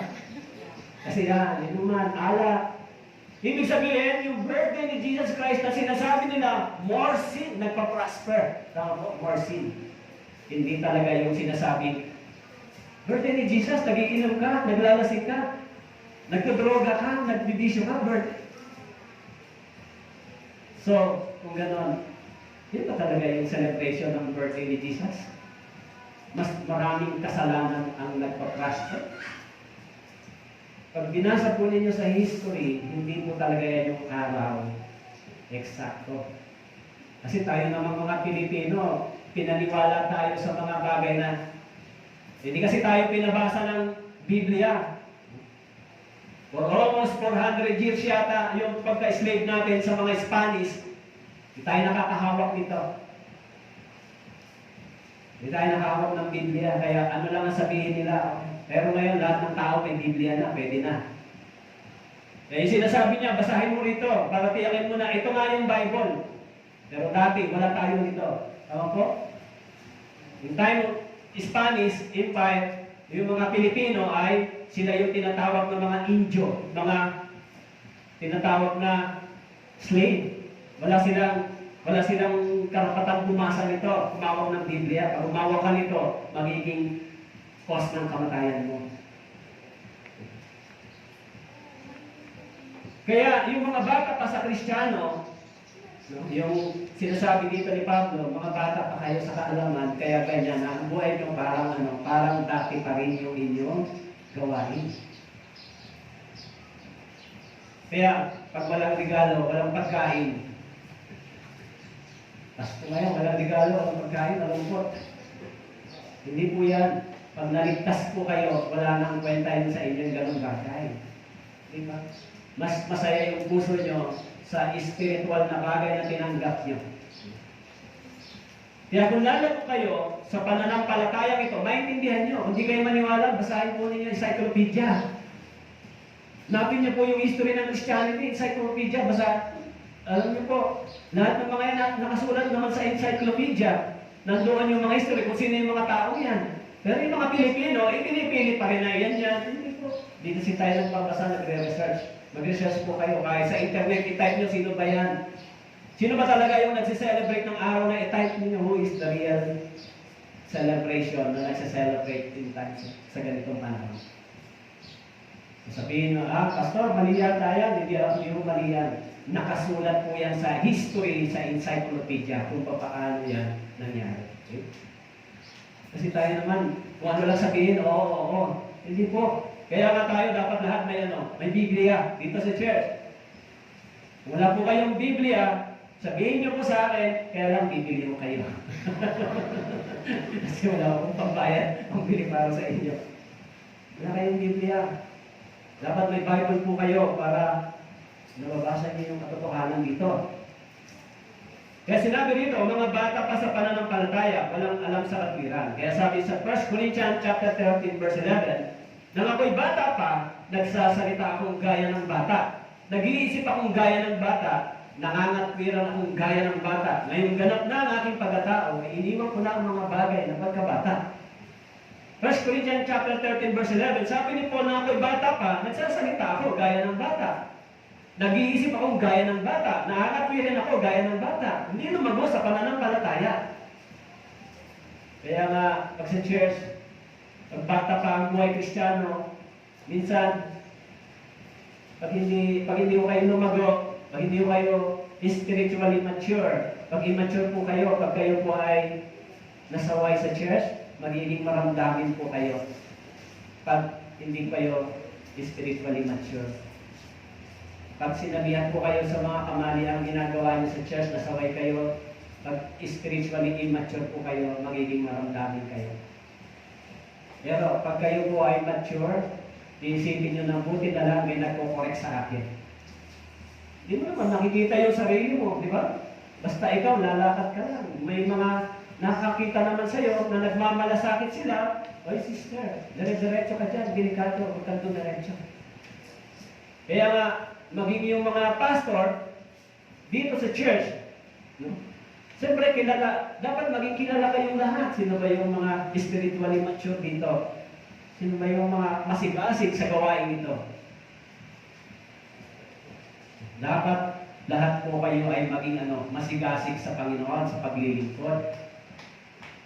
Babalik na naman tayo sa awit 116 verse 12. Ano ang maigaganti ko sa Panginoon sa lahat ng kanyang kabutihan sa akin? Alam mo, ulitin niyo po yung talatang yan kasi yung talatang yan ay lagi kong naisip, ano ba may gaganti ko sa Panginoon? Actually, wala akong kayang ibayad at ibalik sa kabutihan niya.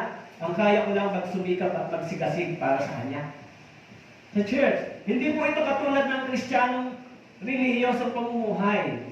Hindi po ito katulad ng mga Judaismo na kailangan mong mabuhay sa ilalim ng batas. Hindi po ito. Hindi po ito yung pananampalatayang pag sinabi, hala, pagka ikaw ay nagkasala, pupunta ka sa impyerno, pag sinuway mo to. Actually, hindi po ito yung ganon. Kung tayo pa ito toong naligtas, laging ipinapaalala ng Diyos sa atin na dapat tayo magsikap at mabuhay sa pananampalataya sa ilalim ng biyaya ng Diyos. Dahil kung naligtas na po tayo, kailanman ay wala ka ng kakayahan pa makapasok sa impyerno. Kung totoo po kayong naligtas na born again anak ng Diyos, hindi po yan temporary. Pangwalang hanggan. Okay? Kaya sinabi ni Pablo, kayo mga bata pa, mga kapatid, huwag kayong mag-iisip bata. In 1 Corinthians chapter 14, verse 20, sa kasamaan ay maging sanggol kayo, ngunit sa pag-iisip ay maging gusto nasa gulang. Mga kapatid, huwag kayong mag-iisip bata. Huwag kayong mag-iisip bata. Sa kasamaan, maging sanggol kayo, ngunit sa pag-iisip ay maging gusto nasa gulang. Ibig sabihin, dapat dumating tayo dun sa verse 14. Okay? Doon sa Ephesians chapter 4, verse 14, tayo huwag nang maging mga bata. Tinatangay ng mga alon at dinadala ng bawat hangin ng aral sa pamamagitan ng pandaraya ng mga tao, sa pamamagitan ng kanilang mga kapusuan, sa paraang mandaya. Tayo'y huwag nang maging mga bata na tinatangay ng mga alon. Alam niyo po, yung alon ay yan po yung walang tiyak na direksyon kung saan lang yan pupunta. Kung ganyan po yung kaisipan natin sa Kristyanismo, yung pananampalataya natin ay hinihila lang kung saan ng mga bagay sa sanlibutan ito. Wala tayong direksyon na galing sa Panginoon. Dito tayo. Maya-maya dito tayo. Bukas doon tayo. So, yung mga bata, ganito lang mag-isip. Di ba? Kaya dapat dumating tayo doon sa verse 14. Ano po ang nakalagay doon sa verse 14? Sa Hebreo chapter 5, verse 14. Ngunit ang pagkain matigas ay para sa mga nasa utong gulang na, dahil sa pagsasagawa ay nasanay ang kanilang mga pandama na makilala ang pagkakaiba ng mabuti at masama. Ito po yung pinaka-main topic natin. Di ba? The real knowledge, the Christian life, the real knowledge of the Christian ay hindi katulad ng mga religious practices, religious tradition. Sabi dito ni Paul, dapat dumating tayo sa tinatawag na skills, spiritual skills, to discern between good and evil. To discern ano ba yung kalooban ng Diyos at hindi. Kaya sinabi niya rito, silang mga lumaguna sa pananampalataya Sabi dito, nasanay na ang kanilang mga pandama na makilala ang mabuti at masama. Kaya hindi mo pwedeng nagsasabing, alam mo, anak ako ng Diyos eh.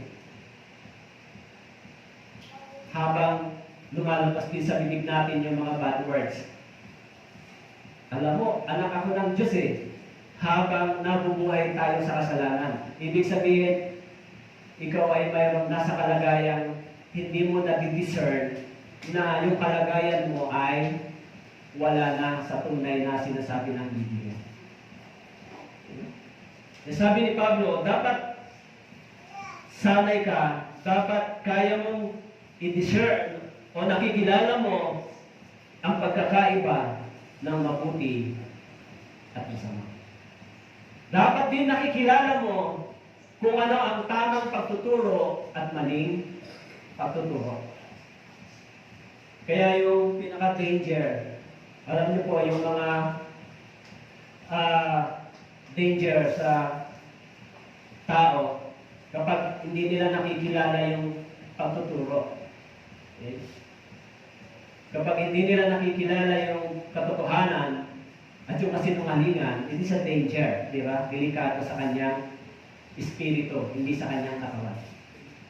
Kasi sinasabi ng Biblia, yung mga tagapagturo na mga false pastor and false teacher, false priest, nagpapasok sila ng mga nakakapinsalang turo.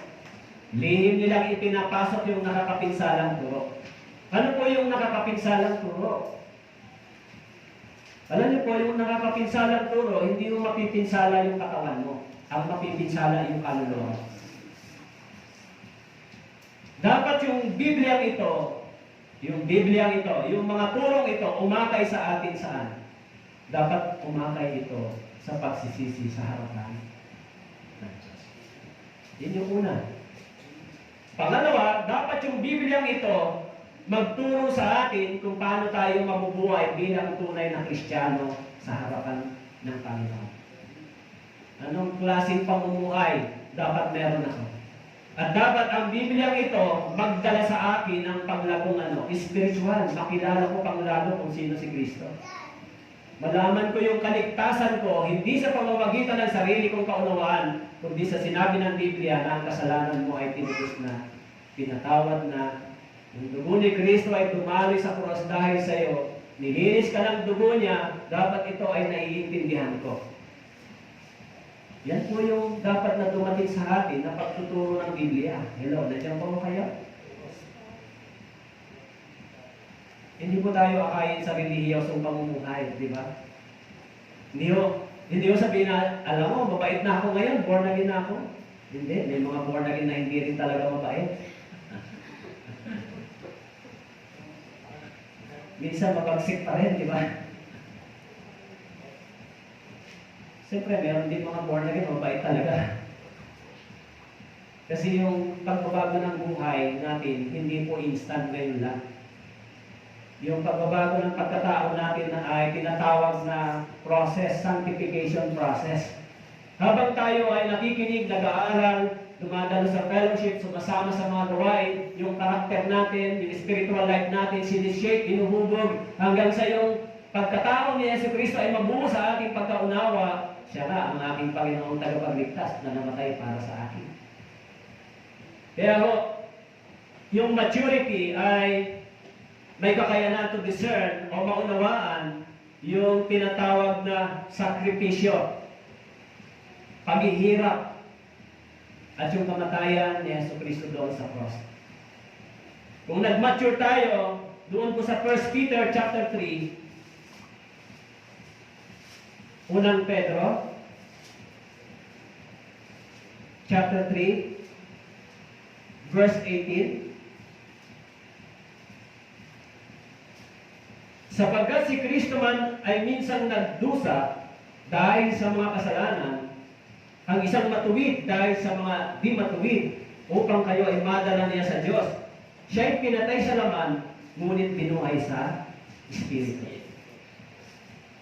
Kung tayo ay spiritually mature, kung tayo ay skilled to discern yung good and evil, kung tayo ay lumago sa pananampalatayang ito, maunawa natin, si Kristo man ay minsang nagdusa dahil sa aking mga kasalanan. Minsang nagdusa. Ang isang matuwid dahil sa mga di matuwid.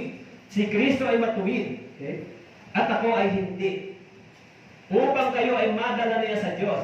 Siya ay pinatay sa laman, ngunit binuhay sa Espiritu. Kaya kung tayo po ay spiritually mature, skilled to discern, ano na ba dapat ako ngayon? Actually, kung hindi mo kilala na ikaw ay isang banal na tao sa paningin ng Diyos, mabubuhay ka marumi. Banal mo ba kayo sa paningin ng Diyos? Baka iniisip po ninyo, kaya kayo naging banal sa paningin ng Diyos kasi relihiyoso na kayo. Hindi po. Ang sabi doon sa Hebreo chapter 10, verse 10, sa pamamagitan ng kalooban niya, tayo'y ginawang banal sa pamamagitan ng pag-aalay ng katawan ni Kristo, minsan magpakailanman. Tayo'y ginawang banal. Ang ibig sabihin tayo, yung church, kayo, ginawa kayong banal. Ibig sabihin, hindi kayo gumawa para kayo maging banal. Tama po? Ginawa kayong banal. Sa pamamagitan ng ano?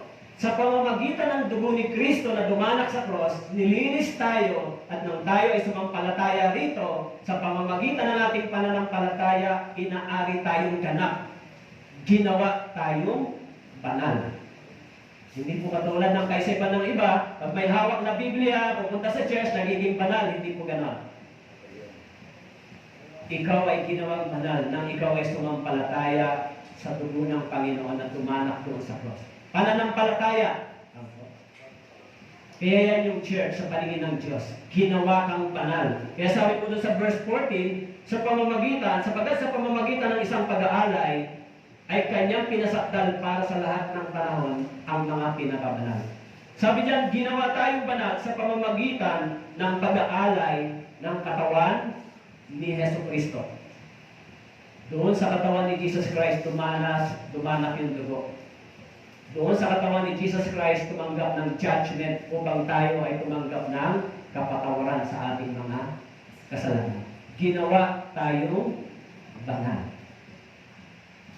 Kaya ka nabubuhay na matuwid at banal sa paningin ng Diyos dahil ikaw ay nilinis na ng kanyang dugo. Ginawa kanya ng banal. Paano kung magkasala ako bukas ulit? Balikan mo si Jesus Christ. Yung kasalanan mo nilinis na. Huwag ka na magpatuloy dyan. Tapos na yan. Ipinatawad na ng Panginoon. In 1 John chapter 2 verse 1, kung kayo ay nagkasala, mayroong isang tagapamagitan. Ito po ay ang ating Panginoong Jesucristo. Kaya po yung mga Israel, every year sila nagsasacrifice an offering for sin offering kasi inaalala nila yung one-time judgment for the sin sa Passover sa Egypt. One-time punishment and judgment yung Passover sa Egypt. Yan yung kanilang salvation. Kaya kung tayo din naman ay tumitingin sa one-time Passover, in 1 Corinthians chapter 5 verse 7, si Jesus Christ ay naging Passover o kordero ng Diyos. Kordero ng Diyos na nag-alis ng ating mga kasalanan. Kaya po yung kasalanan ay naging handang upang hindi tayo makapasok sa langit. Yan ay inalis sa pamamagitan ni Jesus Kristo. Kung tayo ay sumasampalataya, naintindihan natin yung ganitong mga bagay, okay? Kung naintindihan natin, ito yung ginawa ni Kristo para sa akin. Kung gano'n, nagmamature tayo spiritually, naiintindihan natin ito. Siyempre, hindi sapat yung naniniwala lang kayo. Tama po? Hindi po sapat yung naniniwala. Dapat meron tayong gawa. Okay? Meron tayong gawa. Kaya ho, tapusin ko na ho. Baka okay lang ko kaya? Kasi, alam niyo po, minsan naranasan ko mag-preach ng 2 oras na higit. Baka matangtong na kayo. Tagal naman ni Pastor matapos. Gutom na kami. Pero alam niyo, itong pagkakataon ito ay napakahalaga para sa akin. Kasi ito lang yung binibigay yung time na makakapokus kayo sa pakikinig at pag-aaral, di ba? Kaya hanggat maaari, itong ganitong pagkakataon na binibigay nyo ay sulitin sa pagtuturo. At kayo rin sulitin nyo rin sa pakikinig at pangaral kasi pag alis nyo rito, marami kayong gawain sa bahay nyo, di ba? O yung mga kabataan, module, yung mga nanay, nagtatrabaho, tatay, so maaaring yung mga narinig nyo, malilimutan nyo na agad. So mas marami kayong narinig, actually, mas maraming pagkain, mas maganda, di ba? So, balik po tayo for the last verse dito sa Hebreo chapter 5 verse 14. Alam niyo po, yung pag sinabi ko pong last verse, wag ko muna kayong umasa na last verse na talaga yun. Si Vincent, si Mrs. patuloy sa bahay, sinabi mo ng last verse, umulito ka ng 5 beses yun. So minsan, no, gano'n, ano. Pero sisikapin kong last verse na ako ito. So sa verse 14, chapter 6, babalikan lang na chapter 5. Ngunit ang pagkain matigas ay para sa mga nasa hustong gulang na dahil sa pagsasagawa ay nasanay ang kanilang mga pandama na makilala ang pagkakaiba ng mabuti at masama. Okay? So as a conclusion, so sabi po ni Paul, dapat yung mga Kristiyano nakikilala nila yung pagkakaiba ng mabuti at masama. So, we can discern the light, o yung madidiscern natin, ano ba yung turo ng religion at yung turo ni Jesus Christ. Anong pagkakaiba? Okay? Ano ba yung turo ng relihiyon sa kaalaman at patungkol din sa pamumuhay Kristiyano? Ano ba yung pagkakaiba nito? Okay? And then, mag-distinguish din natin yung sarili natin. Mature na ba ako, Christian, sa Christian life ko o bata pa? Ako ba ay lumalakad na sa pananampalatayang ito? O ako ay nagko-compromise pa sa paniniwala ko sa Diyos? Kaya sinasabi po dito, sa verse 14, ngunit ang pagkain matigas ay para sa mga nasa hustong gulang na. Dahil sa pagsasagawa ay nasanay ang kanilang mga pandama na makilala ang pagkakaiba ng mabuti at masama. So, anong ibig sabihin ng spiritual maturity? Anong ibig sabihin ng mature spiritually? Sabi rito, nakikilala niya ang pagkakaiba ng mabuti at masama. Kaya mga brothers and sisters, dito sa church, kung napunta po kayo dito, hindi po ito katulad ng dati nating paniniwala. Hindi ito dating yung relihiyon na pinanggagalingan natin dati, hindi po ito. Sa church, dapat natututunan natin mabuhay bilang mga tunay na anak ng Diyos. Paano tayo mabubuhay? Ano ang dapat na ginagawa ko everyday? Sabi ko, dapat alam ko kung ano ang pagkakaiba ng mabuti at masama. Pero pag nabuhay po kayo sa masamang pamumuhay, hindi po kayo tumalikod sa kasalanan, alam niyo po, mas matindi yung judgment ng Diyos para sa inyo. Bakit po?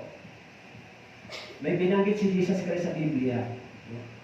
Mabuti pa raw talian ng isang tao sa leeg at ihulog sa dagat, talian ng tali at lagyan ng bato, ihulog sa dagat, kaysa maging kapitisuran o kapahamakan ka pa ng mga tao na sa paligid mo. Kasi pag sinabi mong ikaw ay born again at Kristiyano, tapos ikaw ay hindi nabubuhay dito, hindi mo alam yung mabuti at masama, instead na sila ay maturuan mo na may tamang pananampalataya, lalo nilang hahamakin sino. Hindi nila hahamakin ka lang, kundi yung Diyos na yung Diyos dahil sa'yo, yung Diyos ay hinahamak nila. Tama po? Sabi mo, Kristiyano ka, sabi mo ganito ka, tapos ganyan ang ginagawa mo. Hahamakin nila yung pangalan ni Jesus Christ dahil sa'yo. Yung ganon, mas maraming tao ang hindi makapapasok sa langit dahil sa'yo. Pero kung mabubuhay ka ng tama, nakikilala mo yung mabuti at masama, nakikilala mo yung tama at mabuti, nakita nila yan sa ating pamumuhay, sila na rin yung magsasabi, ikaw dati ganito, ngayon iba na. Tama po? Maaaring dumating yung time, sila ay maakay natin sa pakikinig ng Ebanghelyo. Kaya, malapit na po yung Grand Bible Seminar natin sa November 8. Sana po ay makadalo po kayo. Dalhin po rin yung mga mahal din sa buhay para malaman nila yung daan ng kaligtasan ng kanilang kaluluwa. Kung pinahahalagahan yung kaluluwa nila, dapat umarap sila saan? Dito, sa salita ng Diyos. Dito lang malalaman natin, dito yung Biblia magtuturo sa atin ng pagkakilala sa mabuti at masama. Tayo po manalangin. Ama naming Diyos, maraming salamat po sa inyong salita. Kami po ay patuloy na lumalapit sa inyo. Naturuan niyo po kami, palaguin niyo po spiritually ang Kailaway Church, lalo ang mga brothers and sisters, upang sa ganon ay magamit niyo po sila sa inyong kasal. Pagpalain niyo po ang mga salitang nahayan. Ito po ang aming dalangin sa pangalan ni Jesus. Amen.